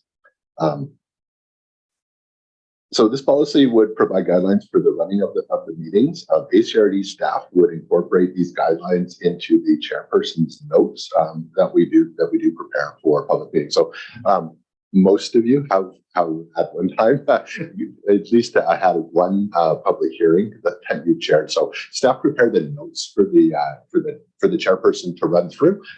If adopted, this policy, these guidelines would be included in the notes. So with respect to public hearings, it is for each public hearing, the chairperson can establish the procedures for that specific public hearing. I think having a formal policy or formal policy that provides guidelines assists directors, staff, and the public on what to do coming into public hearings, and allows for sort of a consistent process. So I want to highlight a couple of things before we go to questions. So in the meeting, it is proposed that speakers be limited to 5 minutes. Now, I do want to note that there's no limit on the number of times a person can come up and present new information, but having a limit of 5 minutes allows more people to get up and speak a first time. So the process would be, the current process is first time speakers come up and speak, but there's no limit on the time. So this would just allow more people to speak rather than have one or two people dominating them. We have in recent times seen people speak for lengthy periods of time. So Also, all attendees would be asked to agree to the guidelines that are set out in section 2H, just around being respectful and proper behavior, and what is and isn't tolerated. Again, the chairperson has the authority to manage the meeting and ask people to leave if needed. Now, I haven't been at a meeting where that's been required, but that's something that other places include, and I think just sets the appropriate standards for the meeting. And then section 3 provides guidelines for directors that are attending the public hearing. So I'll stop there, and then happy to answer any questions anybody has. Thank you. Any comments or questions? Dr. McClement, please go ahead. Yeah, I'm just looking at the notes that I've got from Director Boyko. What happens when there's you're having a public meeting and everyone wants to come and there's not enough room for everyone there? Do you get over capacity? Do you have a way of postponing it, dividing it, or what do you do? So, and I think that's something that's happened recently. I think that's what he's saying. Yeah, and that's a great question. So each public hearing we're going to have those contingencies, and we'll include that in the note. So there is the ability to adjourn or postpone a public hearing and then hold it at a different time. So, for example, if we're holding a public hearing at the regional district office here, and we had came over capacity, the chairperson could adjourn and reconvene it at either another date, and so it could be if we're on a Monday, it could be the following Monday or the next Tuesday at another. And hold the meeting in a different venue that has enough area, or just adjourn the public meeting and then we do the re-notification again, and have it set at another meeting. So we're going to build that into the structure, so that and then that's I think a staff responsibility as opposed to the guidelines for conducting the public hearings. Hopefully that answered the question. Yeah, it did at least partially, but I just how do you make sure people will still get heard in that process? And I think that's what his concern is. And like I said early this morning, I didn't witness the meetings that were just held, and they became a little crowded and so on. So anyway, that's what the concerns are. Thank you. Yeah, and I think we want to look at what those venues for how we conduct the public hearings are. So if they're going to be in person, then we need to make sure we have bigger venues if we think that it's going to be a large number of people coming up.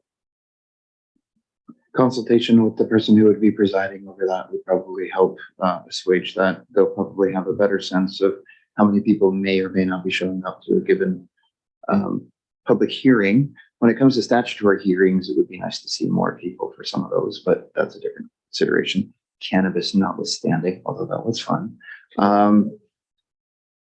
That's a bit different though. So with that, there are things that a chair could do in working with a group of individuals who are showing up for a public hearing too. If capacity is an issue, but people want to be heard, I've heard of communities setting up kind of like a revolving shuffle of people who form the line to speak, but the people who are done speaking or waiting to speak are actually mostly out of the building and that sort of thing. But then that takes into account whether or not there's room, the parking lot and the blocking the various fire lanes, et cetera, et cetera. So there are a lot of things to consider there. But I think adjourning the meeting and finding a bigger venue would be the best thing. If you cannot just kind of predict that we need a larger venue. Director Cote, please go ahead. Thank you. So I have a question. Can you have two public hearings for one public hearing? So if you had one in the office that was videoed, could you also have another one if there was, say, 100 people that, I think I've already figured out my answer that you can't do that, that everybody needs to be able to hear what's being said. But I do like what's being put forward here because it is supposed to be a safe place and everybody is supposed to be able to voice their opinion and not be afraid to come forward and actually do that. So I'm just wondering about this I know that Vancouver has public hearings that take days, and people are lined up outside, and there's just a speaker out there that lets them know what's happening so they can hear. And I think that that's maybe something that we could suggest that staff could take a look at if there needs to be a lineup outside, if there's that many people, so that we can respect the fire code limits of people in the office. Then maybe a speaker outside would just be an easy fix. Thank you. Yeah, and if I can, those are some good comments because there's sort of two components. The public has to be allowed to come and speak, but all the members of the public, we need to make sure that people have the ability to watch the public hearing as well in real time, and that can be online. And an outside speaker will work in some circumstances as the weather changes.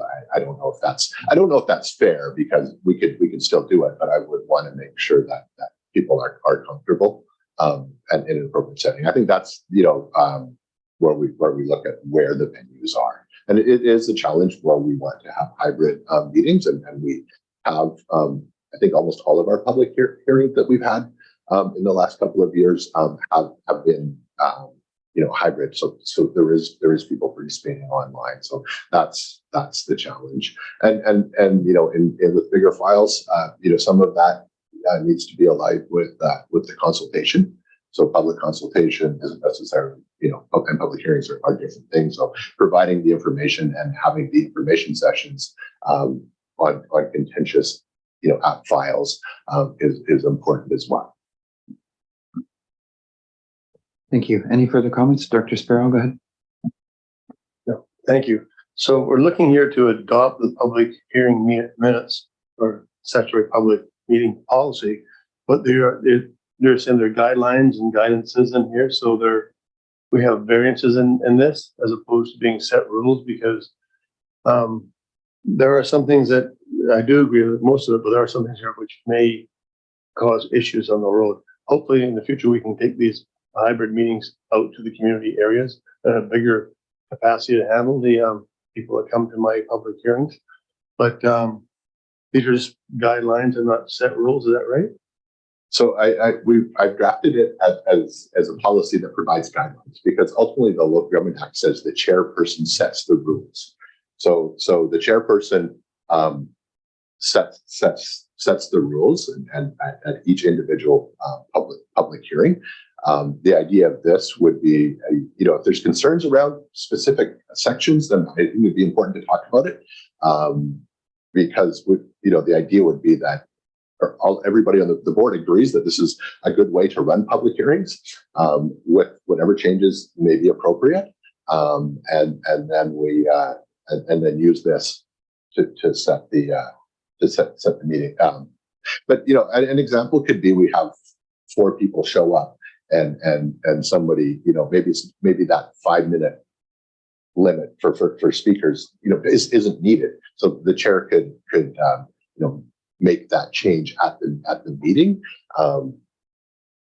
But again, it was drafted as guidelines for the directors because this policy can't supersede the legislation.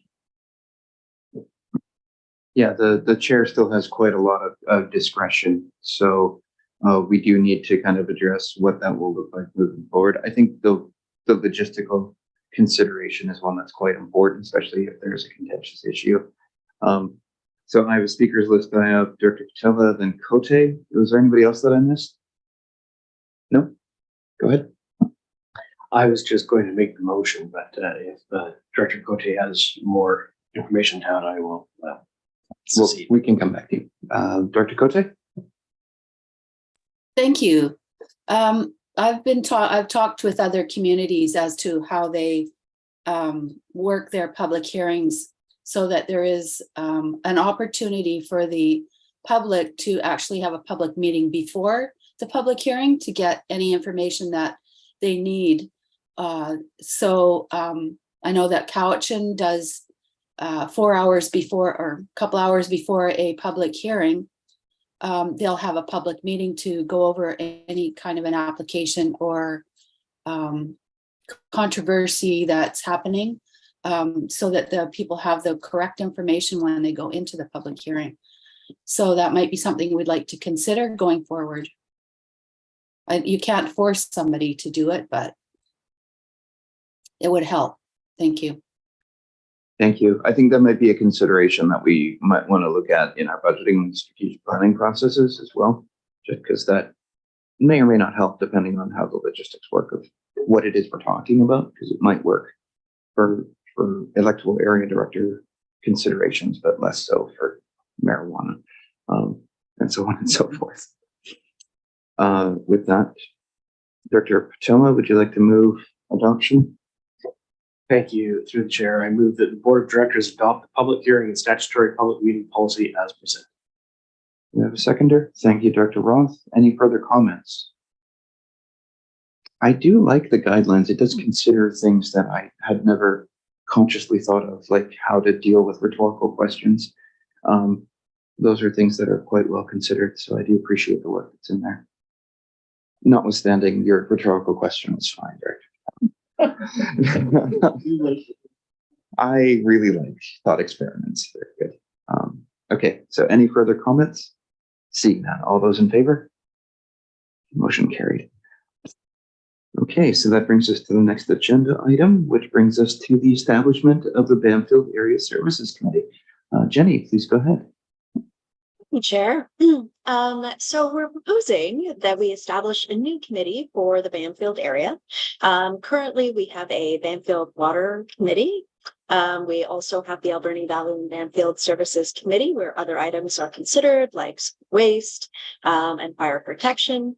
And we feel that what would work better for Bamfield is that if we established a committee that could talk more specifically about Bamfield issues with the directors who are in the Bamfield area, including Kuwait, Choctaset, Bamfield Electoral Area Director, as well as some representatives from the local community. This would be somewhat similar to the West Coast Committee, and then would then report to the board or file recommendations to the board for final adoption. We've also this has gone to both the Bamfield Water Committee as well as the Alberni Valley and Bamfield Services Committee for consideration. Both of those committees have supported this idea, and we have prepared a draft terms of reference for consideration for it, and happy to answer any questions. Director Beckett, please go ahead. Thank you. I am going to move this in just a moment. Jenny, I did get some feedback this morning regarding the terms of reference as it relates to the 4 community members as stated. And the individual simply pointed out to me that he feels that that should be further defined as eligible local government electors in Area A as defined in Division 4 of the BC Local Government Act. Now, I haven't read the act, I haven't referred to it, but clearly, and I would have to agree with the individual, that those four community members should be from the Bamfield or at least the electoral area. So I think if we can tweak that a little bit moving on, that will alleviate some of the concerns. So with that, thank you, Jenny, for your good work on that. I would like, Mr. Chair, to make that motion that the ACRD Board of Directors approve the creation of a Bamfield Area Service Committee and adopt the Bamfield Area Services Committee terms of reference as presented. Thank you. Do we have a seconder? Thank you, Director Cote. And first comment, Director Cote, please go ahead. Thank you. I just have a question around the Bamfield Water Advisory Committee. Could there be a subcommittee for that? Or I'm hoping that the regional district will actually make a water advisory committee because of the drought and the floods that we're facing and all of the concerns about water going forward in the Alberni Valley. There used to be a water committee, and I'm hoping that that will be revived going forward because of the conditions that we're all facing with drought and floods. It's a super important issue that we all need to address, and maybe it could just be a regional district water committee where somebody from the Banfield community would just be a member rather than, but having that person still available, or persons, I think is really important going forward. Thanks. Thank you. I think that's an idea we should keep hold on and bring to our committee the whole conversations for strategic planning, because I think it does go as deep as you've stated. It's not just Banfield, it's everyone. So I think that's also a place where when I begged Director Steer to bring the Tofino knowledge, we can probably have it there as well. Director McClellan, were you seconding or did you have a comment? Please go ahead. There. Comment, question. So now that we've got this, if we do pass this, there will be a Banfield committee. Does the Banfield director still sit on the Alberni Valley committee? For the chair, that's an excellent question. And for the time being, we are going to keep the Banfield director on the Alberni Valley and Banfield Services Committee, because there are certain issues that end up going to that committee that have an effect on Banfield, because it feeds into the Alberni Valley and there's a strong connection. But I think over time, like over a few years, if that isn't being a useful or productive setup and it's just a lot of time for the director and not a benefit, then we can amend those terms of reference to remove that. We will be removing the services specifically from the Alberni Valley and Banfield Services Committee terms of reference, because they will be dealt with at the Banfield Services Committee. So we will have to amend them, but we will keep the director on the AVB committee for the time being. I think that begs the question for Huayet as well. We'll be monitoring our participation because we may end up talking to Banfield quite a bit, especially now that we do have a road upgrade and we're looking seriously at coordinating our planning. Absolutely. He said, don't go driving too quickly. And that is absolutely correct. Thank you. Okay. Are there any other comments? Okay. Seeing none. All those in favor? All opposed? Okay, motion carried. Thank you. Okay, that brings us to item D, which is the league policy update. Please go ahead, Jenny. Thank you, Chair. So we are looking to update our leak policy. We have taken this both to the Beaver Creek Water Committee as well as the Banfield Water Committee. And we're looking at making two minor amendments to the policy, and that is to reduce the maximum amount that we would charge in the event that someone has both a leak, they fix it immediately, and then they make an application to reduce their bill that was based on the leak. And we also wanted to increase the number of requests that could happen so that it's not limiting, because it can be very financially burdensome for people. And as long as they're being responsive, we want to support them. Both committees have supported this, and the recommendation is before the board to adopt. What was it before? What was the maximum before? Because we'd be changing it to 1,000 max, correct?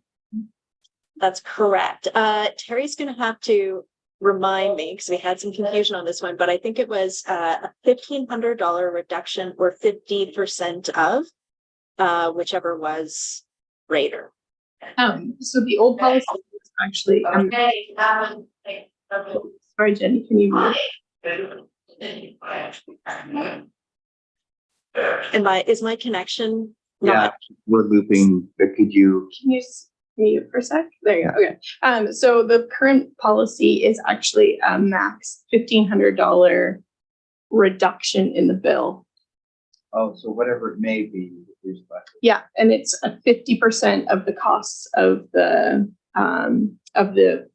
water usage. So both ways, in the old policy and in the new policy, it's still 50% of the water usage. So the homeowner's still up to a max of 50%, whereas before the amount you could have reduced was a maximum of $1,500, and now the maximum you can pay is $1,000.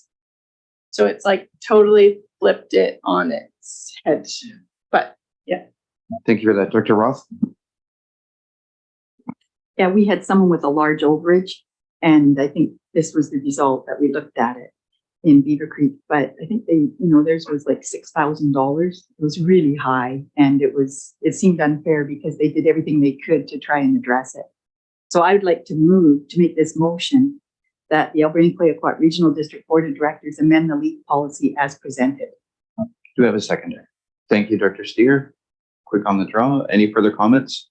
Director Sparrow, go ahead. I'm glad to see you're lowering the rate down to per quarter now. And I was just gonna, if you go to a monthly billing process like you're looking at, are you gonna change this policy to reflect it, to lower it down by month, or how's that going to work?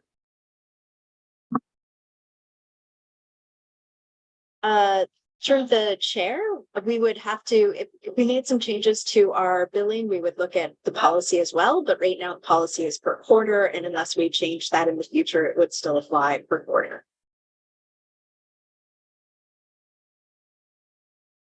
So with a water leak, obviously the water leak doesn't necessarily pay attention to when we read the meters.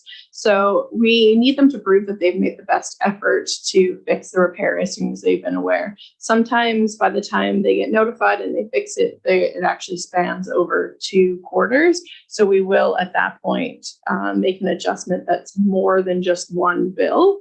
However, we've also had situations where we've notified quarter after quarter after quarter to the point of wanting to shut their water down, and they choose not to do anything to it. And at that point, the policy gives us the discretion to not provide them any adjustment, or we'll pick one quarter and say, we're only adjusting for that because we've made every effort to contact you and you made no effort to fix. So every effort for us is hand delivering notices to their door, using their mailing address that's on file. If the mailing address on file is not the property address, we will also we'll also mail to the property as well. So we make every effort, but if they have made an attempt to solve the problem as soon as possible, then we look at what we think is their usage because of the leak over that time and make the adjustment on that.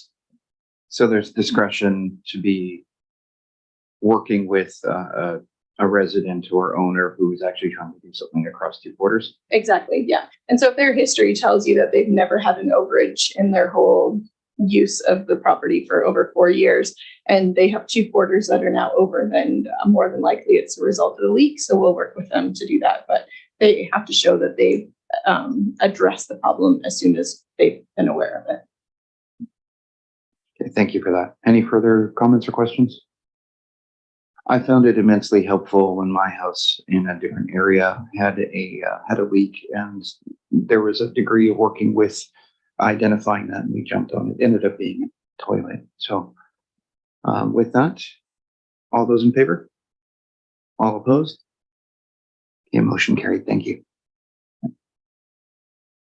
Okay, next up is item E, the request for a decision regarding BC Transit 3-year expansion initiatives. Please go ahead, Jenny. Thank you, Chair. I won't get into this too much since we've had an excellent presentation from Seth earlier. Thank you very much, Seth. But we are making a recommendation that the board receive the performance summary and confirm our expansion initiatives. And just as a quick reminder, that is looking at expanding the Handy Dart service, which will cost approximately $63,000 additional dollars, but will provide some weekend service on Saturday for 4 hours, as well as peak periods. And then looking at adding West Coast Transit under the BC Transit umbrella starting in 2025. These don't guarantee that is what will go forward, but this is the first step that is required for BC Transit to then work with the province to get approval for funding. So we are looking for those, and I think Seth has stuck on, which is fantastic. If you have questions for himself, or he might be able to help as well. I'm gonna buy him a coffee. For any comments or questions, Director Cote? Thank you. I'd really, a question around renewing this. This is a 3-year contract, I'm assuming here? Yes. So will we be revisiting it every year, or is that it for 3 years? For the chair, so every single year we do a 3-year lookout. What do we want to do for transit for the next 3 years? And so we always are implementing the first year, but it allows us to put our money in the budget, allows transit to plan for what they want. And then every year we update it, but we look at the 3-year horizon.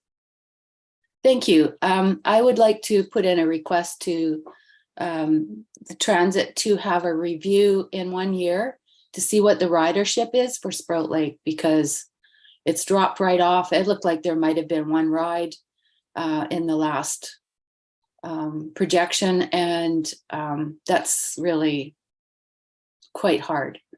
I remember reviewing this years ago, and it was with the whatever it was, 70% subsidy from the province.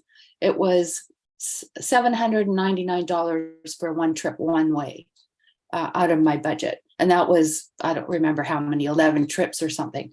The cost has gone up. And if I'm only getting one ride, I really need to do some kind of an education process for my community so that they know that this service is available. I know that people in the past have been refused because they say, oh, Sprout Lake is too far. It takes too long to go pick up one person and then return them in the same day in a time limit that is acceptable. So I know I did look into asking about taxi fares as well, but people give up after a while once they've been refused a few times, and they start to find their own way to get into town, or they don't go out at all. So I would really like a review on this after this year. So thank you. Okay, so with that, the first one is just to receive the annual performance summary. Could we have a motion to receive that, please? Thank you, Dr. Ross, seconded by Director Steer. Any comments? See none. All those in favor? Motion carried. Thank you. And then the next one is a weighted motion for all the things that were identified by you. Thank you, Director Steer. So moved. Do I have a seconder? Director Ross, thank you. Any further comments? Director McClellan, go ahead. Yeah, how often does this actually go up? I mean, it seems like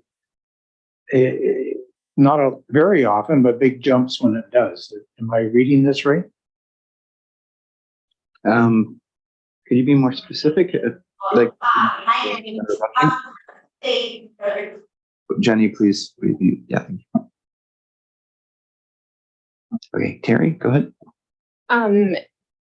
There has been some changes of level of service since 2019. There's been some response.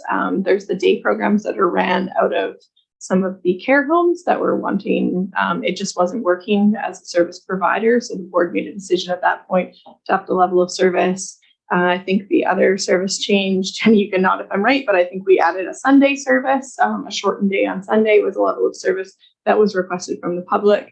And now the next option is this Saturday service as well. I guess there's kind of big jumps whenever you do it because it usually means a new bus or a new day, which is a whole set of hours. There's no real small incremental level of service change in this service. Any further comments? Okay, seeing none. All those in all those in favor? All opposed? Okay. Motion carried. Thank you. Okay, so that brings us to item F, which is presenter request for decision regarding bylaw E1064. Doing a lot of things. Please go ahead. Thank you.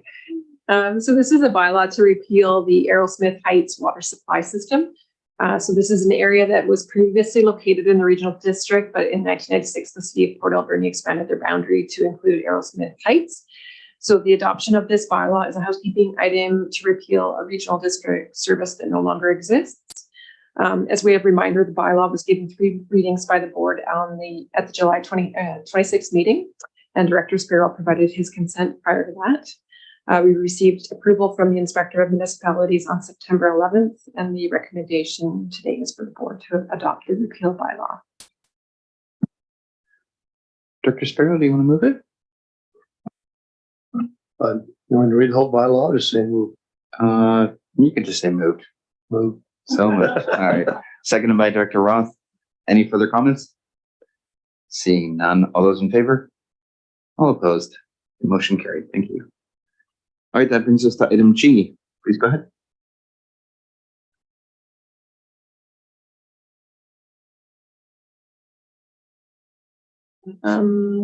Sorry. So the next one is to repeal the utilities bylaws for Arrowsmith Heights as well. One establishes the rates and the second one establishes the regulations. So again, this is just a housekeeping related item. The recommendation today is to adopt these two bylaws. If you'd like to go ahead, Mike, yeah, what we can do is you can read the first one and then you can just say second and third reading and adoption. Okay, thank you. I agree that the Alberni Claycourt Regional District Board of Directors give first reading to bylaw number U1002, Arrowsmith Heights Water Local Service Area Rates Bylaw Repeal 2023. And by Director Patella. Any further comment? Seeing none, all those in favor? Motion carried. Thank you. And second reading? Seconded. Thank you, Director Patella. Comments? All those in favor? All opposed? Motion carried. Thank you. And third reading? By Director Patella. Comments? Seeing none, all those in favor? All opposed? Motion carried.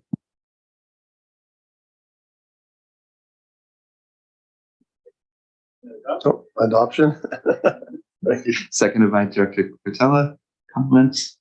All those in favor? Motion carried. Thank you. And you'll have to read this one though. The Alberni Claycourt Regional District Board of Directors give first reading to bylaw number U1003, Alberni Arrowsmith Heights Water Local Service Area Regulations Repeal Bylaw 2023. Seconded by, thank you, Director Patella. Comments? All in favor? All opposed? Motion carried. And second reading? Thank you. Seconded by Director Patella. Comments? All in favor? All opposed? Motion carried. And the third reading? By Director Patella. Comments? All in favor? Motion carried. And adoption? Seconded by Director Patella. Comments? All in favor? Motion carried. Thank you. All right, that brings us to item H, which is another repeal bylaw. Please go ahead, Heather. Thank you. This one is for the Franklin River Road Fire Protection Services area. As way of reminder, the Franklin River Fire Protection Area was established by the Regional District in 2009 with the City of Port Alberni providing fire protection. Due to the rising cost of fire protection for this area, the service ceased to be provided in 2015.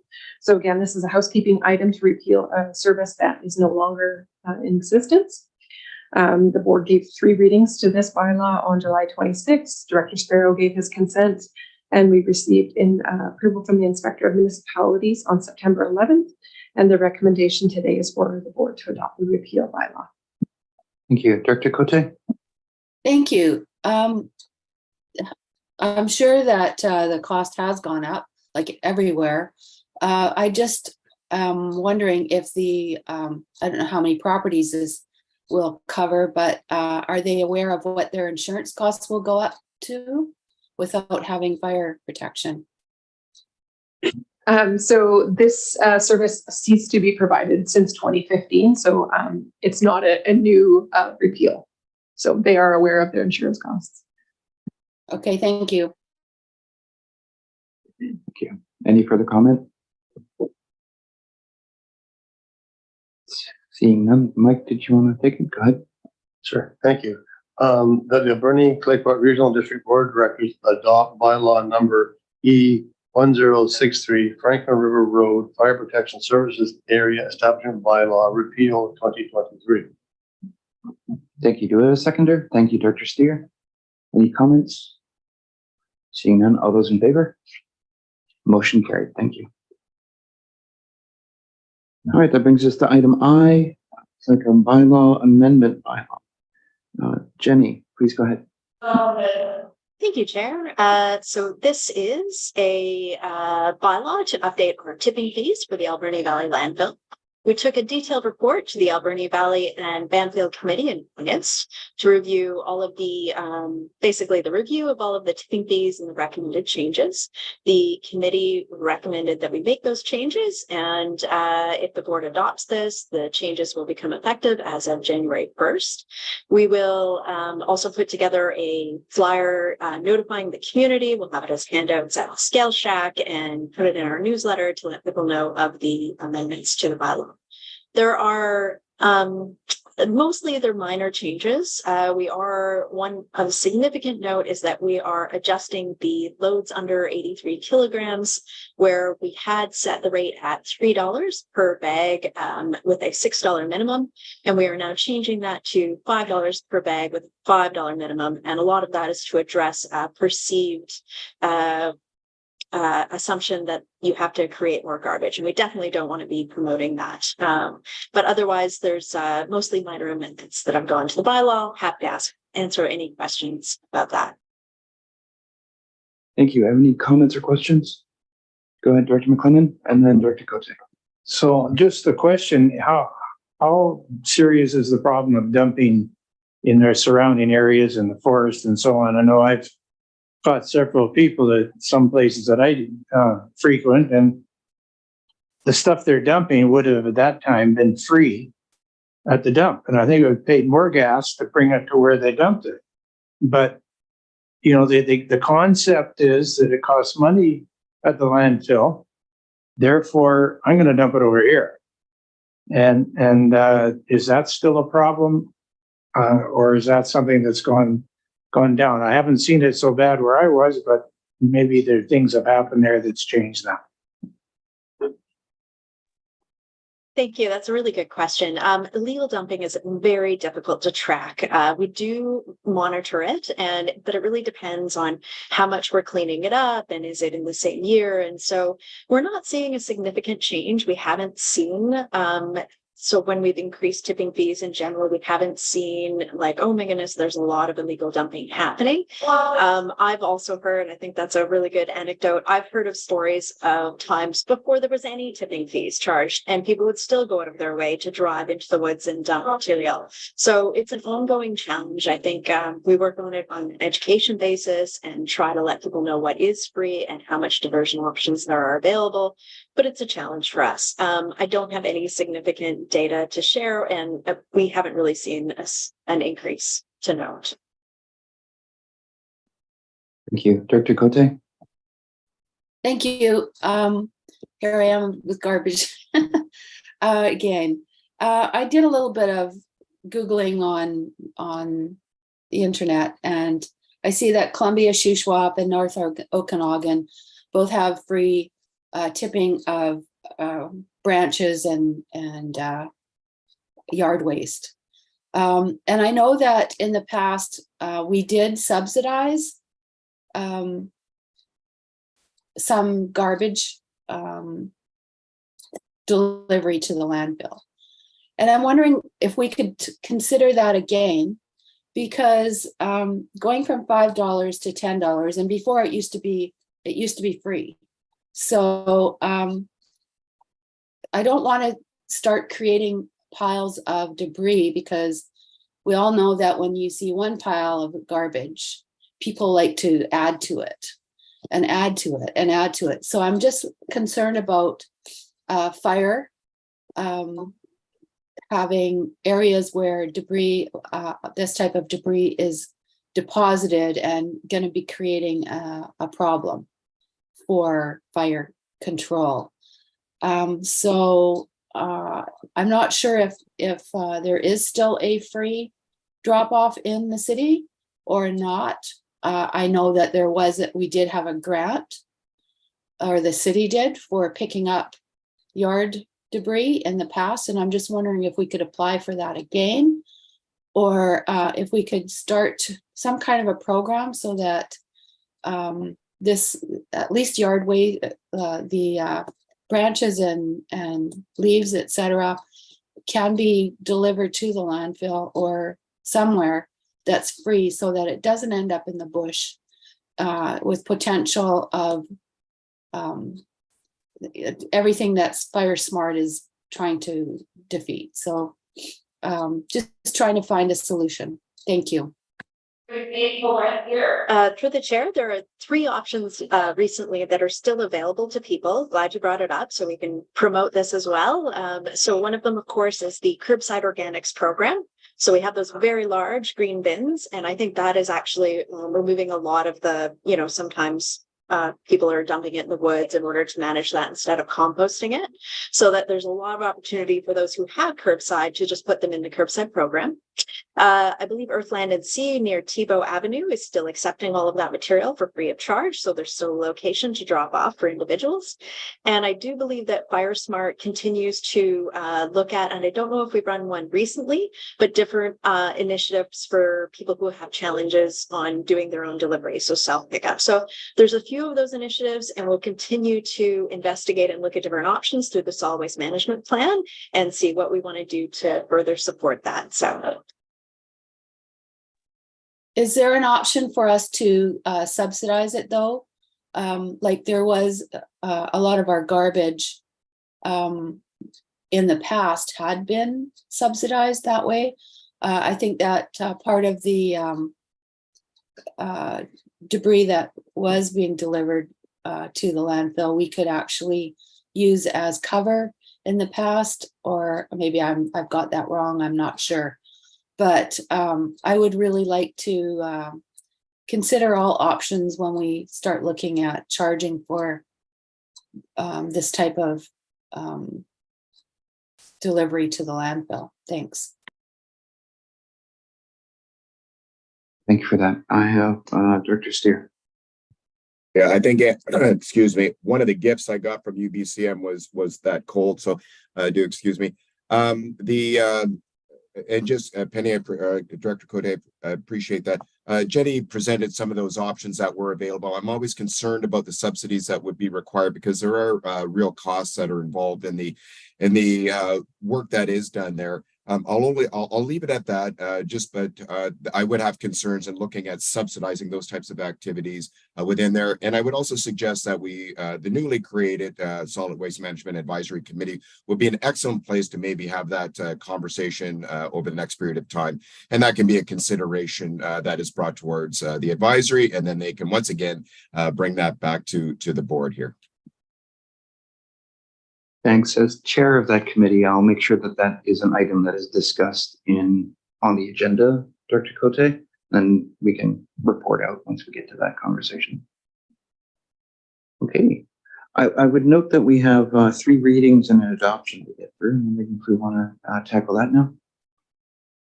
Dr. Sparrow? I have one minor question. When this came up a while ago, and I run those an error, and the error is still there. So will that affect it? Because it says here under commercial branches, the new rate is to delete the rate. And it has to be corrected so it wouldn't be written. So if we pass this, will that actually be written the way it's written, or we can correct it later? Top of page 2. Top of page 2, okay. Page 2 of the report, what page is it in PDF? 132, okay. Oh, come on.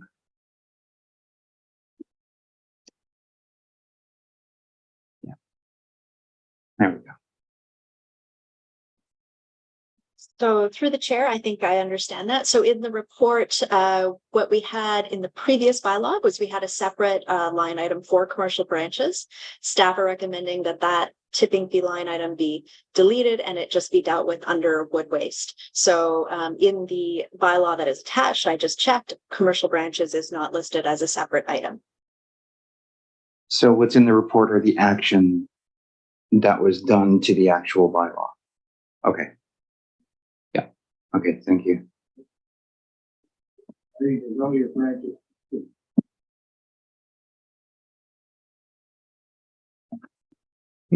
Any further comments or questions? Seeing none, would anyone be willing to move first reading? Thank you, Director Patella. Through the chair, I move that the Alberta Clinton Regional District Board of Directors give first reading to bylaw R 1029-7 amendment, Alberta Valley landfill tipping fee and regulation bylaw. The seconder. Thank you, Director Sparrow. Any comments? Hey, Director Cote, go ahead. Thank you. I'm just looking at the new page 138. Was there always a weighing service? $10 for each? So that's nothing new. Could you repeat that? A what service? A weighing service? What- So I'd imagine then that if you brought something in and it had to be weighed, you would pay an extra $10? Through the chair. So let's say I'm curious how much my bicycle and all of my gear and my own body weight is. If I go to the landfill, I can pay $10 to find out exactly how much that is. It's a service that we provide. So it's not included on top of what you're bringing in? Okay, thank you. Go ahead. Thank you. What that comes in handy is when you have a recreational vehicle and make sure you're overweight if you drive anywhere. If you drive over it, then if you get a receipt for the weight, you have an idea how much it is. So it doesn't, you have some sort of legal compensation saying, hey, no, I'm not overweight. That's where you can get that from. It's a great example and illustrates why anybody would want to use that service. Thank you for that. Okay. Any further comments? Yeah. Okay. All those in favor? All opposed? Motion carried. Thank you. And for second reading, thank you, Director Patella. Second reading. Thank you. Seconded by Director Roth. Comments? All those in favor? Motion carried. Thank you. Third reading. Yeah. Seconded by Director Roth. Comments? Tina, all those in favor? Motion carried very half-heartedly. Okay. Adoption. Thank you. Do a seconder for adoption? Thank you, Director Roth. All those in favor? Motion carried. Thank you. All right, that brings us to item J, which is a bylaw amendment bylaw for the Banfield Water local service area rates and regulations. Please go. Thank you. So this is simply a housekeeping issue. It was brought to our attention that we did make an error in our last bylaw amendment where we were charging, or where the language says that we will charge on a per quarter basis, but it should read on a per month basis. So we've amended the bylaw, which is attached. We're looking for an option. Thank you. Director Beckett? Thank you. I would like to make the motion that the Alberta Kayakot Regional District Board of Directors gives first reading to bylaw F1147-4 amendment, Banfield Water Local Service Area Rates and Regulation bylaw. Thank you. Seconded by Director Roth. Any comments? Seeing none. All those in favor? Motion carried. Thank you. Second reading. Seconded by Director Sparrow. Thank you. Comments? All those in favor? Motion carried. Thank you. Third reading. Seconded by Director Roth. Thank you very much. All in favor?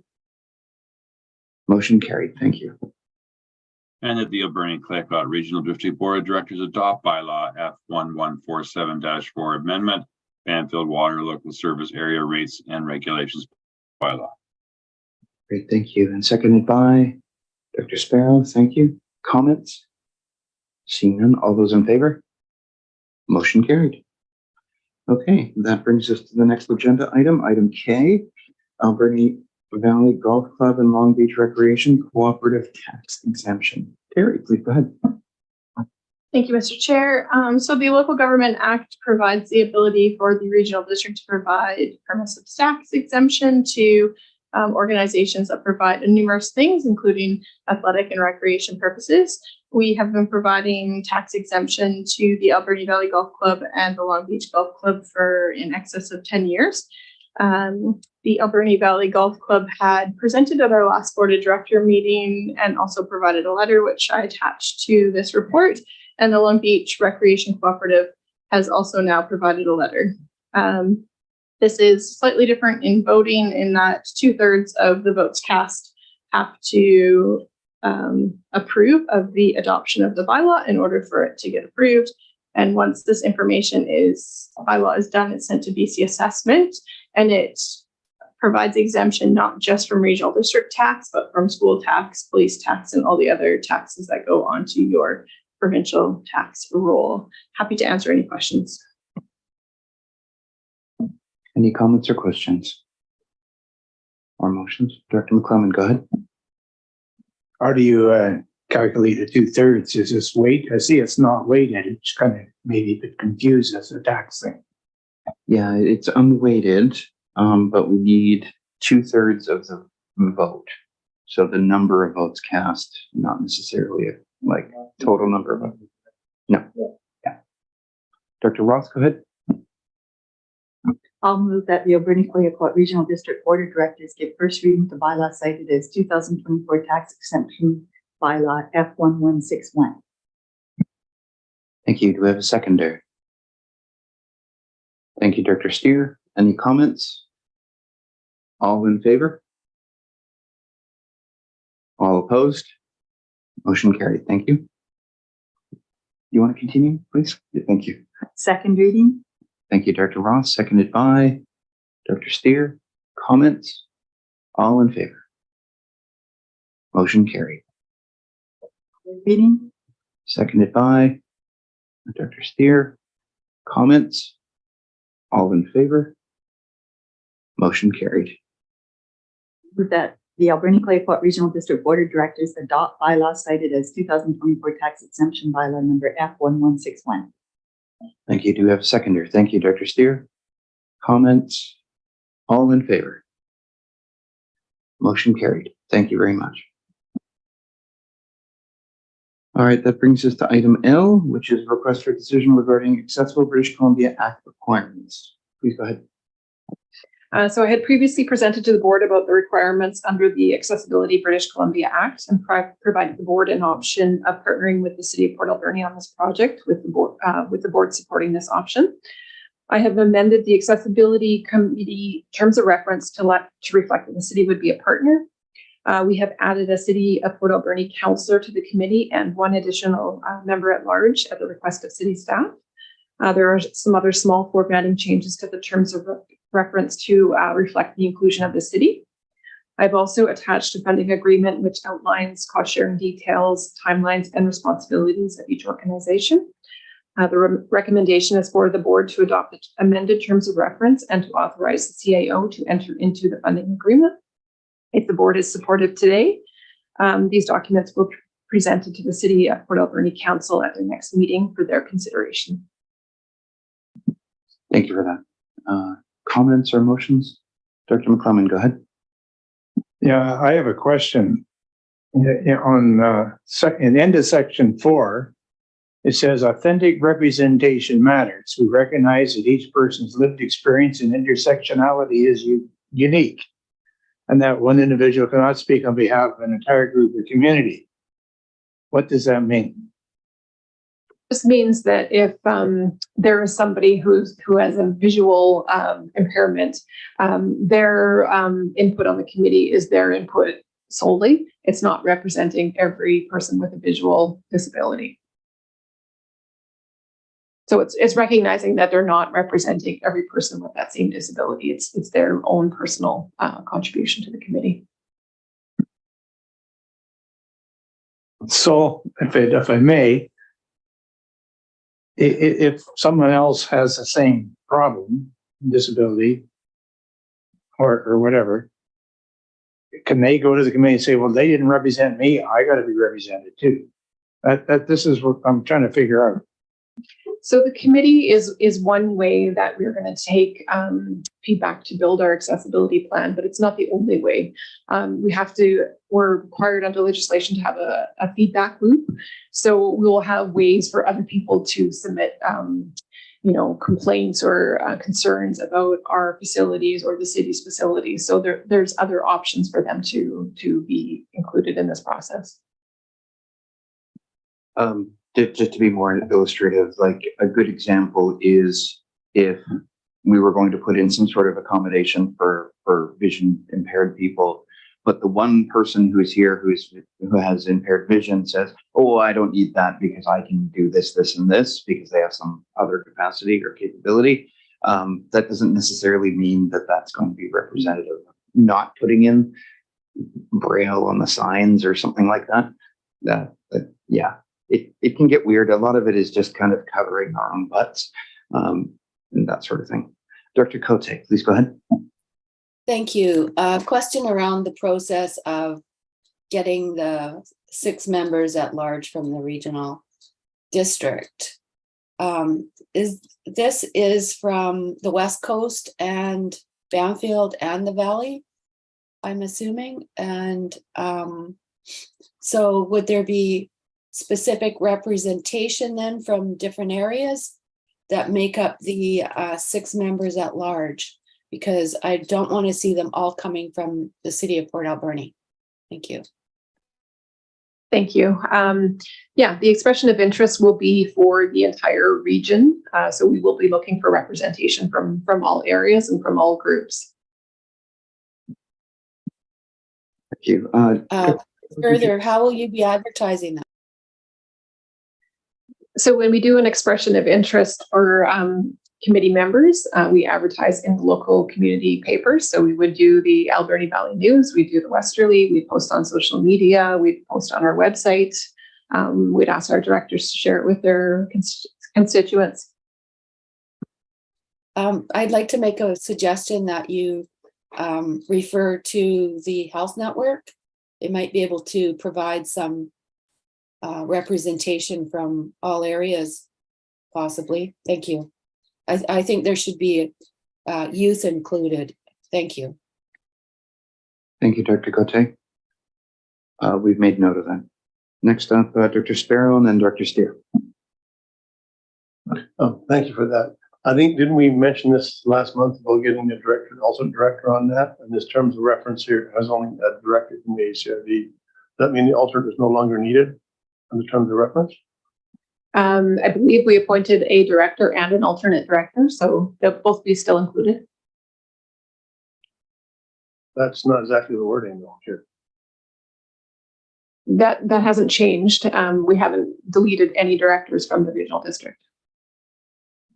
I have Dr. Steer and then Director Roth. Thank you. Through the chair, my question clarifications was already answered. Thank you. Dr. Roth. Yeah, I would just like to move that the Alberni Clayport Regional District Board of Directors adopt the amended Accessibility Committee terms of reference and authorize the Chief Administrator Officer to enter into a funding agreement with the City of Port Alberni. Thank you. Seconded by Dr. Patella. Comments? Seeing none. All those in favor? Motion carried. Thank you. All right, that brings us to item M, Salmon Beach Pumper Truck. Terry, please go ahead. So the community of Salmon Beach has a new pumper truck on order as they have pump and haul system for their septic. And part of the financial plan was to borrow from the Municipal Finance Authority equipment financing program. And so we're looking for a resolution that's worded based on their wording. It's a little bit different than how we normally word our resolutions, but MFA wording for the Salmon Beach pumper truck equipment financing of $150,000, please. Thank you. Dr. Siga, did you want to move this? Sure. I would like to move that the board, the regional district of Alberni Clayoquot authorize up to $150,000 be borrowed under Section 403 of the Local Government Act from the Municipal Finance Authority for the purpose of purchasing a pumper truck for the Salmon Beach sewage service. Thank you. Do we have a seconder? Thank you, Dr. Roth. Any further comments? Seeing none. Oh, no, Director McClellan, please go ahead. Sorry, just one question. This, because I don't know, this $150,000, is that paid for by the Salmon Beach service area? Is nodding, yes. Yes. Any further comments? Dr. Sika, did you have a further comment or is that, please go ahead. Yeah. If I could, through the chair, ask about, it's been brought to my attention that where they're actually dumping their septic is not going to be possible once the reconciliation of land claims is recognized, because it will become TOPWAT territory. And I'm wondering if ACRD has entered into any discussions with the TOPWAT Nation on behalf of Salmon Beach, or what the process is around addressing that. Carrie, go ahead. So we might have the terms wrong, but it is already TOPWAT Nation land off of the treaty. And we do have, I think it's a license of occupation for where the current septic field is. There is some clauses in there that state they can provide notice that they would like the septic system moved. However, we are in consultation with them all the time. We did some major upgrades to that system over the last couple of years. They were aware of our plans. They have no plans in asking us to move that infrastructure kind of at this point and over the next 10 to 15 years. So there are the agreements in place already. We do pay a rental fee to them to have the fields situated on their land. Thank you. Great. Any further comments or questions? Okay, seeing none, all those in favor? All opposed? Motion carried. Thank you. Okay, so that brings us to section 9. And that is 9.1. This is for electoral area directors only. So they're the ones who can move and vote on this. However, we do need everyone to maintain connections in order for quorum to be maintained. So with that in mind, let's move on to 9.1A, which is for Mike. Please go ahead. We have a number of applications to go through today. So the first one is a rezoning application at 390 Bamfield Inlet. You may notice in the bylaw, it's kind of a weird configuration. It's basically cleaning up the old zoning bylaw to allow for what the subdivision the proponent wants to do. And they had originally thought that this would be part of the zoning bylaw update, and as that moves forward, I do want to just acknowledge Alex and planning staff had worked hard to get this, and there's another application, sort of different type of application, but similar situation to get these on the agenda and moving forward. I think that's yeah, it was important. Everybody's sort of juggling a number of things right now. So the applicant intends to rezone a portion of the east side of their property from rural A2 district to acreage residential RA2 district in order to subdivide the property into 2 lots divided along the boundary of the Cape Deal Trail Road right away. The eastern waterfront lot with the existing house and improvements would be 0.8 of a hectare or 2 acres, and the undeveloped upland would be 6.1 acres. The APC reviewed this application on September 19th and supports proceeding with public notification. So this would be the option where a public hearing is not held. And I would note that there is the option to proceed with public hearing if that is the direction the board would like to go, and staff are recommending option 1. And happy to answer any questions. Thank you. Director Beckett? Yes, thank you. I would like to make the motion. It'll be option number 1, that the Board of Directors considers first reading of bylaw P1485 Regional District of Burning Clay zoning outlets amendment bylaw at a future date, and that notice be given in accordance with section 467 of the Local Government Act. Should we include the second part as well, or is that a separate motion? It's separate? Okay, thank you. Do we have a seconder? Thank you, Director Roth. Comments? Seeing none, all those in favor? All opposed? Okay, motion carried. And that the Board of Directors confirm that adoption of bylaw P1485 is subject to a confirmation from a registered on-site wastewater practitioner, ROWP, that the property is capable of supporting on-site sewage disposal to a minimum 1 acre density. B, meeting technical referral agency requirements. Okay, seconded by Director Roth. Any comments? Seeing none. All those in favor? Motion carried. Thank you. Okay, well, that takes us to item B. Please go ahead. Thank you. So this is a temporary use application for 142 South Banfield Road. The property owners have applied for a temporary use permit to allow them to operate a short-term vacation rental in the 3-bedroom single-family dwelling unit located on the property. The property is surrounded on all 4 sides by vacant land in the ocean. Once infill development has occurred, there will only be potential for 1 direct neighbor, as the parcels to the west and south are designated park and public use under the OCP. With tourist accommodations at a premium in Banfield, this proposal affords a way to welcome visitors to the area while not removing the long-term housing from the market, as the homeowners themselves are vacating the principal residence while the STR is in use. And again, the Advisory Planning Commission reviewed this on September 19th and recommended proceeding with the neighbor notification, and happy to answer questions. Thank you. Director Beckett, over any comments or questions? Thank you. I would like to make the motion that the Board of Directors consider supporting the short-term vacation rental temporary use permit application subject to the following: completion of an inspection by an ACRD building inspector to ensure all building safety measures are in place, caretaker correspondence indicating their address and that they accept responsibility for the property. Sorry.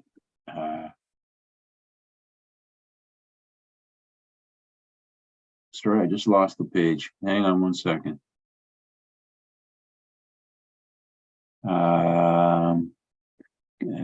So they accept responsibility for the property during STR occupation and neighborhood notification as per the Local Government Act 494. Thank you. Seconded by Director Roth. And Director Cote, do you have a comment? I do, thank you. I just want to make sure that there's no liability for approving this with the unfenced pond. Thank you. No, and the building inspector will be doing a safety review of the site as well. That's one of the conditions. Thank you. Good question. Thank you. Any further comments or questions? Seeing none. All those in favor? All opposed? Motion carried. Okay, that brings us to item C. Thank you. So this is another temporary use application, also on South Banfield Road at 27274. The property owners have applied for a temporary use permit to allow them to operate a short-term vacation rental in the 2-bedroom single-family dwelling located on the property. Similar to the previous application, the subject property is surrounded on 3 sides by vacant land and ocean, with only 1 direct neighbor to the west. The APC reviewed this application on September 19th and supported proceeding. And I'm happy to answer questions. And I do want to note that these properties are, well, not adjacent to each other, they are in the same area and part of the same subdivision. So again, happy to answer questions. Thank you. Director Beckett? Thank you. I'd like to make the motion that the Board of Directors consider supporting, that the Board of Directors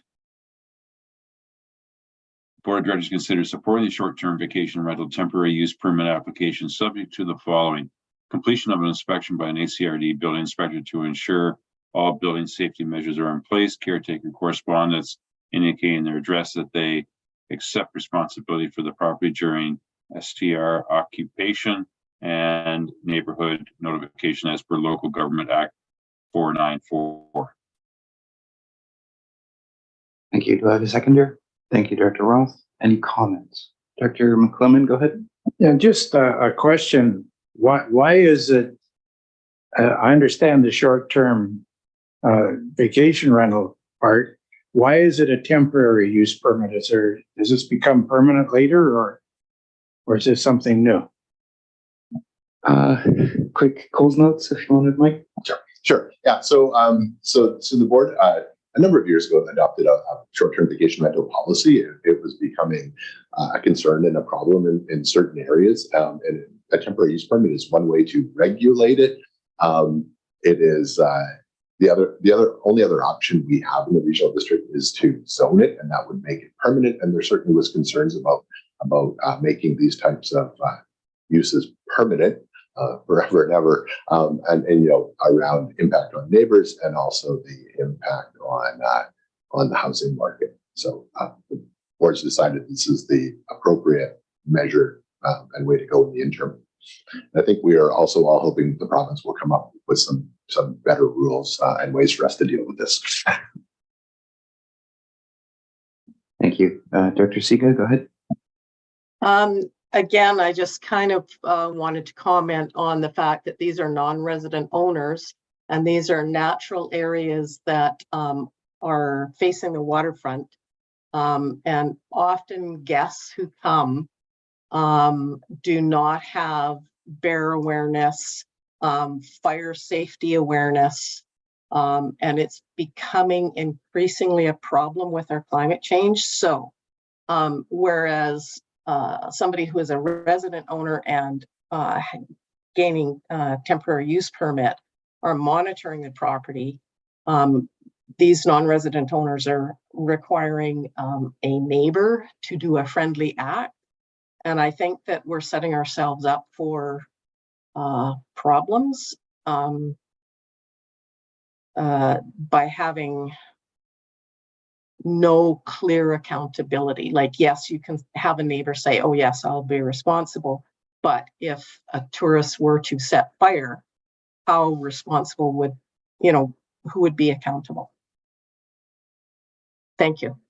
Thank you, Dr. Siga. You've identified one of the major challenges that the province needs to step in and have a conversation about, because it's something that is coming across not just our region, but across all tourism heavy regions as well. So maybe we should have a conversation about what we would do in terms of lobbying for short-term rentals. Any further comments or questions? Dr. Patella, go ahead. I realize I can't vote on this, but of interest's sake, because this is an issue that faces the entire regional district, I'm wondering if the temporary use permit can include requirements for some type of official local management company to show other than just an agreement with a neighborly neighbor that there is actually someone employed under contract to monitor the property. That may bear conversation with staff and a report on what we'd be able to do. On the face of it, seems like a good idea, but I don't know what the actual logistics of that. With that, any further comments? Seeing that, all those in favor? All opposed? A motion carried. Thank you. Okay. For item D, Mike, I'm wondering if you could help me with the pronunciation of the last name. It's Fosey. Fosey. Okay. Thank you. Please go ahead. No problem. So this is a development variance application for a property on Wadena Road. Directors may recall that we had not too long ago rezoned this property, and the owners are applying for a development variance to reduce the required watercourse setback from 100 feet to 50 feet, and the required rear yard setback from 32.8 feet to 10 feet in order to construct an accessory dwelling unit on the east side of this 2.25 acre property. The APC reviewed this. The Beaver Creek APC reviewed this application on September 18th and recommended proceeding, and I'm happy to answer questions. Thank you. All right, thank you. Dr. Roth? Yeah, I'd like to move that the Board of Directors consider issuing development permit, variance permit DVE 23004, subject to meeting technical referral agency requirements and neighboring properties being notified as per Local Government Act Section 499. Thank you. Do we have a seconder? Thank you, Director Sparrow. Comments? All in favor? All opposed? Motion carried. Thank you. That brings us to item E. Please go ahead, Mike. Yes, so this is a rezoning application for lot 1 on the old Nanaimo Highway. The property owner is applying to rezone the Panhandle portion of their 52-acre parcel from Forest Rural A3 District to Acreage Residential RA3 District to facilitate a 2-lot subdivision of the smaller 2-acre portion. Or 1.2-acre portion of the property. The main part of the property is located in the agricultural land reserve. This property is outside the land reserve and neighbors similar sized properties. This bylaw received first, second, and third reading on July 26th. Following the public notice that was given, technical agency referrals were sent out and all responses are attached for the board's consideration. So the technical requirements have been met and staff recommend that the bylaw be adopted. Thank you. Thank you for that. Director Sparrow, go ahead. Thank you. I move that bylaw P1472 Regional District Alberni Clay Court Zoning Atlas Amendment bylaw be adopted. We have a seconder. Thank you, Director Ross. Any comments? Seeing none. All those in favor? All opposed? Motion carried. Thank you. Okay, so that brings us out of item 9 into item 10. 10.1 are staff reports. Are there any items that directors or staff would like to pull out and speak to? If not, we have a motion to receive. Director Roth to receive. Thank you. And seconded by Director Sparrow. Thank you. Any further comments? Oh, sorry. Go ahead, Mike. If I can, I just wanted to highlight 10.1E, and this is the modification of a rock face in the Sprout River. So this was a request. The board had requested staff to contact Mosaic about removing this portion of the rock. Mosaic has gotten back to staff and indicated that they do not support any work being done on their land or their land being used to access the removal of this rock. So I just wanted to highlight that for staff, for the directors, and to make sure everybody was aware. So thank you. That's the rock with a name, isn't it? Thank you very much. Any further comments? Yes, seeing none, all those in favor of receiving the reports? Motion carried. Thank you. Okay, that brings us to committee reports. The committee report we have is a roundtable verbal report regarding the UBCM convention from the 18th to the 22nd. So we'll go around and then we'll go into the Alexa Area Directors Committee meeting. So we'll start with Director Sparrow and just go around this way. So we did Director Ross first the last time, so we'll do this one. Okay, please go ahead. Thank you. Yeah, it was really good. The first UBCM meeting or convention I went to, 2,000 people were there, delegates.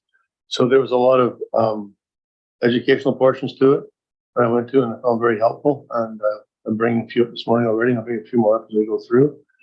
For the amount of people there, it wasn't overly congested. A few of the events were tight, but it was all good. We learned lots. So, thank you. Thank you. Dr. Patel. Thank you, through the chair. I did also find UBCM interesting and educational.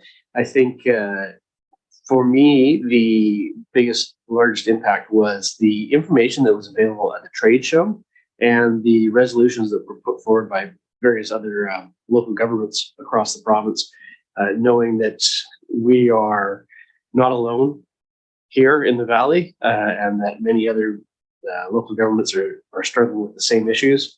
The trade show actually emphasized that some of the same solutions are open to all of us. So certainly a lot of information to pass along to staff. Yeah, that's it. I was educated. Great, thank you. Director McClellan, did you? No, I don't believe you attended, did you? Did you attend UBCM? I found it very educational not to. Thank you. Dr. Roth, I don't believe you attended. Is that correct? Okay. Dr. Siga, did you attend? No? Okay. Director Beckett, please go ahead. Thank you. Well, along with the educational component, I'd be remiss if I didn't acknowledge the fellowship of those of us that were able to attend, and not everybody can attend, but as well with the other delegates and the relationships that you create are invaluable. So yeah, it was great. Only downside of it is the cost of meals. There was lots of things that are covered through the conference, but boy, to step out for a meal was pretty expensive. Other than that, I enjoyed seeing everybody there. Thank you for the opportunity to go. Thank you. Director McEwen?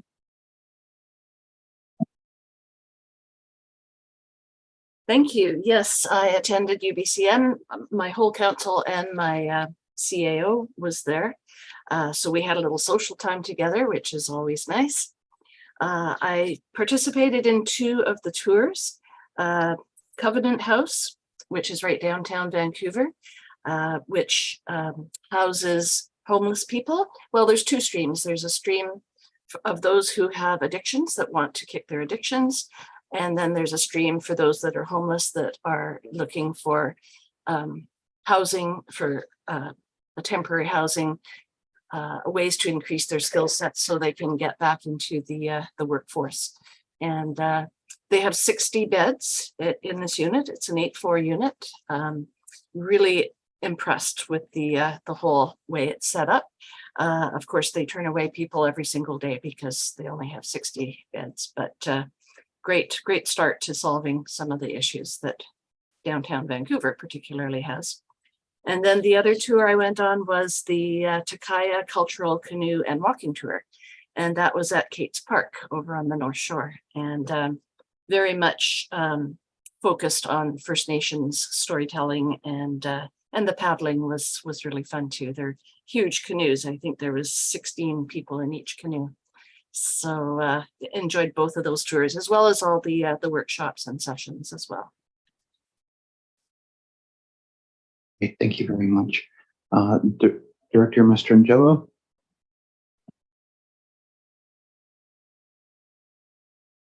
Hello. Hi. Yeah, so I did attend UBCM. That was my first event, and I thought it was a really good education experience. I enjoyed meeting numerous people that were also from small communities and close to ours. So that was good to get a couple new networks in there. And the resolutions was very interesting. And it was just myself joining, not anyone else from my nation. And I'm familiar with the speed dating, so I thought that was it was nice to kind of go back to it and see it at a different angle. And yeah, I just really enjoyed the group of people and the educational experience. So I'm glad for that. And I'd like to bring something back to the UBCM. So hopefully in the next year. Thanks. That's all. Thank you. Dr. Steer. Thank you. Yeah, my voice is just about gone. I've been lecturing for 6 hours plus this cold. I had a wonderful time, great connections, all the wonderful things that happen at UBCM, and I'll leave it there, please. Thank you. Dr. Cote. Thank you. Thanks for your comments, because I will be bringing them back to UBCM as one of the executive directors on there. Some of the highlights, besides all of the work, I started on Sunday with UBCM meetings and went right through the week and came home with a cold too. There was quite a few people that actually went home with ill, so hopefully everybody will be all right. Highlights were being able to actually talk to the Minister of Health, Minister Dix. Finally, I've talked with ministry staff year after year to promote the continued support for our health networks. Was good to actually talk to him. I did give him one of our lovely pins that we were given from staff to to wear, and he appreciated that, I'm sure. We did have our AVICC lunch as well, and we were honored with the premier coming. I was allowed to ask him some questions. They were mainly around legislative reform, which doesn't seem like it's going to be going anywhere too fast, but it's nice to be able to have that opportunity. And we have invited him also to our AVICC convention in the spring in April. And he said he would try to keep up with the tradition because we were honored almost every year with Premier Horgan attending both our lunch and our convention, where other area associations have not had that privilege. So it was very good from that standpoint. I attended meetings with the minister regarding our land or our recycling, and got to talk about problems with cardboard for small businesses, and talked about our program for mattress recycling, and it sounded like they were quite interested to hear more about what our area is doing. Just want to say it makes me very proud to be coming from this community. We're recognized by many provincial ministries for the abilities that we do have here and the projects that we bring forward. Our relationship with First Nations is top notch. We're very much recognized for how we participate and how we get along so well. So big thank you to all of you for that. I think I'll leave it at that. Just next year is going to be in Vancouver again. There was a request from people last year saying that they didn't really like the fourth year ending in Whistler. They found it hard to get there and to be able to run for their elections. It has interfered with nomination times in the past as well. So that was the reason. So I think we're back into the regular Vancouver, Victoria, Vancouver, Whistler after next year. And yes, if there's anything anybody would like me to bring back to UBCM executive, please forward it to me and I'll take it there. Thank you so much. Bye. Okay, thank you for that. I think that's it for everyone else who attended. I would have made Wendy say something too, but she's not here. So I attended the whole entirety of UBCM as well. I did get pulled away a couple of times for HUIAT and ACRD related work. However, it was a full week. So attending the meetings with ministers and staff, I attended two of them, one with Minister Whiteside and then one with the parliamentary secretary for the environment, talking about ICI, so institutional, commercial, and industrial recycling, as well as talking about the initiatives we've done with mattress recycling and our approach to that. It was not unknown to the ministry what we were doing, and they're looking to update their regulation. I expect that to go fairly easily, fairly regularly, but we'll keep watch on that. I did attend a few sessions. I would note that one of our directors did admirably in one of the early sessions in regards to pathways to reconciliation. Normally I would be speaking at that, but from what I hear, because I only caught part of it, Wilfred, Director Coots, just knocked it out of the park, did very well without any prepared notes. So that was something that was great and was well received by everyone in attendance. I think it was a bit of a better session than the UNDRIP session that followed it. On Wednesday, I attended to some ACRD work with Director Steer in regards to the Solid Waste Management Plan Advisory Committee. So we did that for mostly the afternoon, I believe, but that was really well done, and the work there was appreciated. On Thursday, I presented as a part of the Legislative Reform Initiative breakaway session, which is, for those who don't know, is a collaborative effort between primarily the Alberta-Clayoquot Regional District and the Regional District of Nanaimo. However, we are bringing in more regional districts as a result. I cannot remember the regional district, but Councillor Lum from the city of Chilliwack was there helping as well.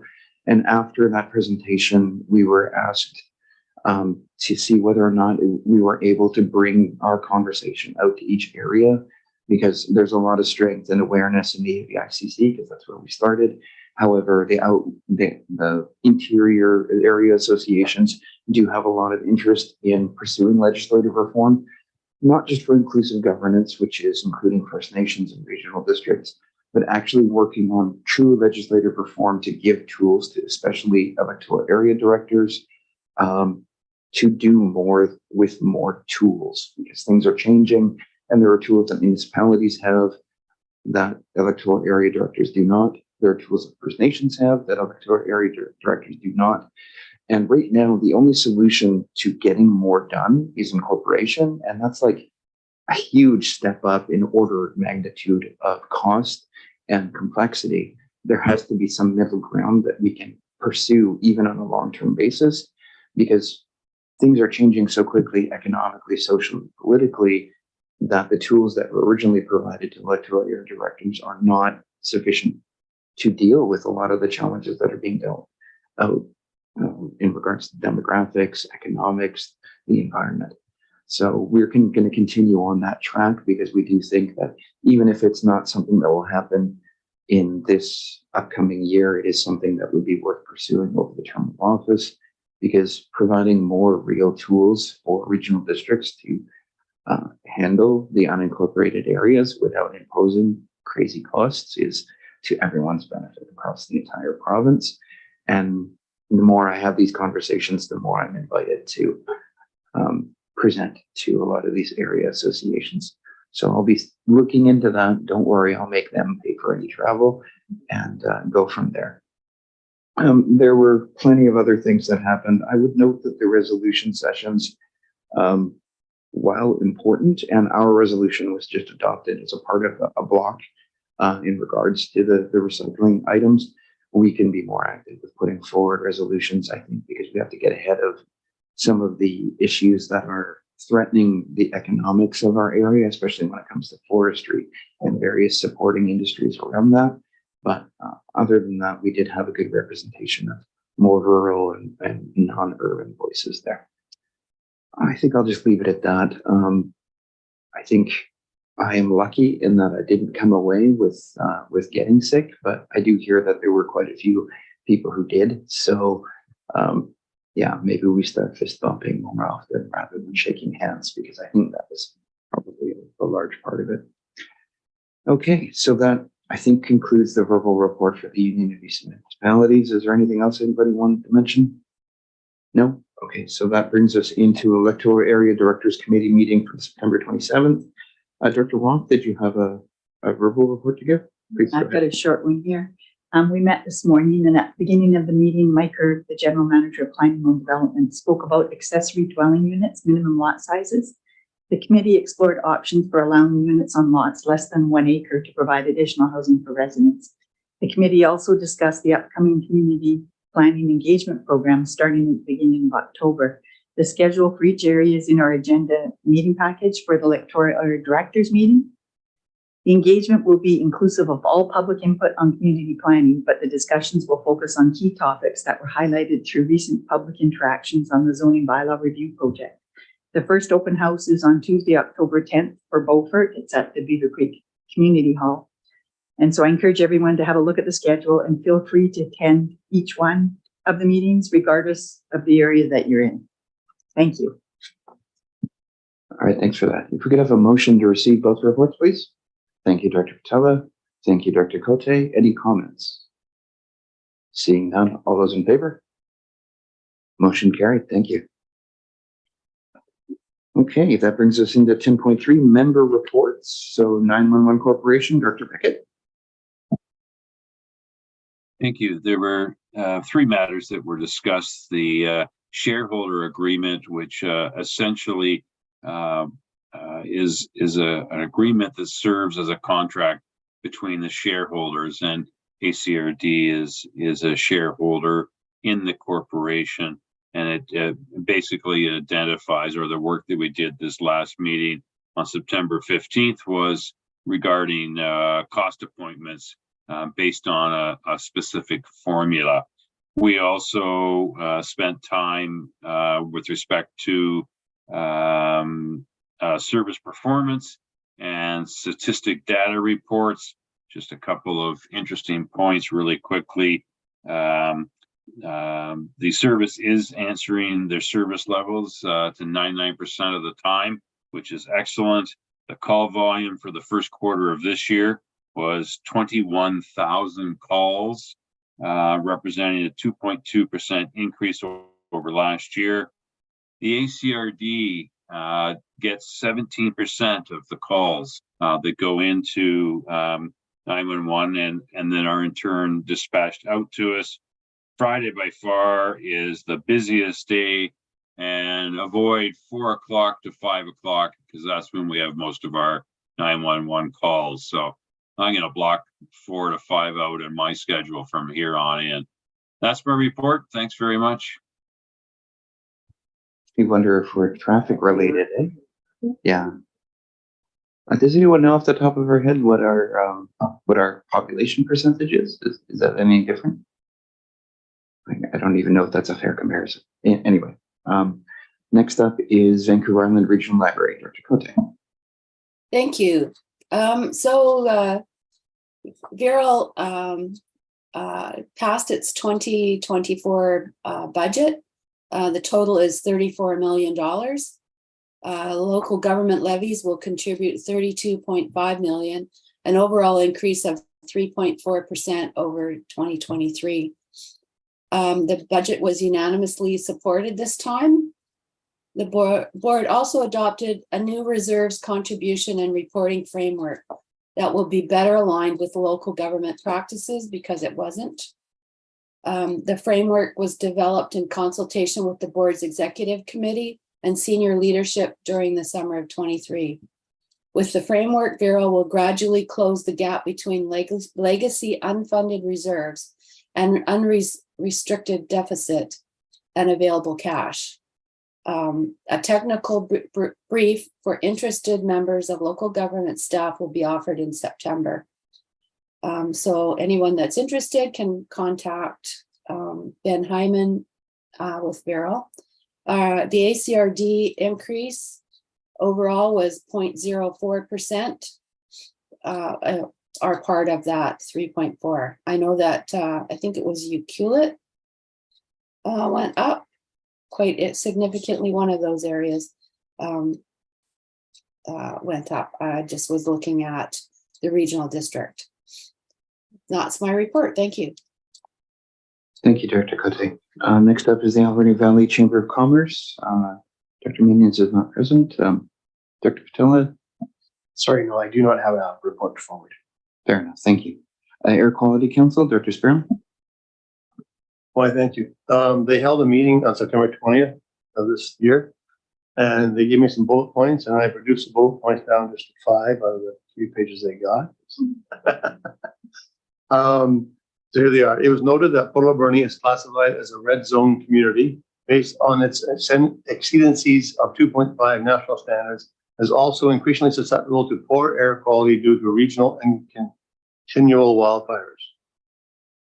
The AQC facilitates the wood stove exchange program for the ACRD and has introduced new high rebates for First Nation communities. The AQC will seek to expand the AQC membership to include First Nation representatives, additional ACRD representatives, staff or other positions, members at large, and honorary members. And the AQC monitors the BC Ministry of Environment and Climate Change progress on the approval of catalyst pollution permit amendment to reduce the maximum authorized total particulate matter emissions limit. And the last one is the AQC supports the wood stove exchange program and has funds to continue the program However, the program has seen diminished number of wood stoves exchanged in recent years. Thank you for that. Okay, next up is the West Coast Aquatic Board, Dr. Steer. No report at this time. There will be some information coming forward at the next time that we have a CRD meeting. Thank you. ABICC, Director Cote. Thank you. There will be a notification coming out very soon, if it hasn't been already. There'll be a reminder. We did send out a AVICC convention attendance survey asking to see if there was any barriers for people. Also there'll be a notice to information regarding a new federal funding program called Climate Resilient Coastal Community Program. So if anybody's interested in that, be funding to enable communities and sectors to work together at a regional scale to co-develop coordinated actions that increase climate resilience in coastal regions.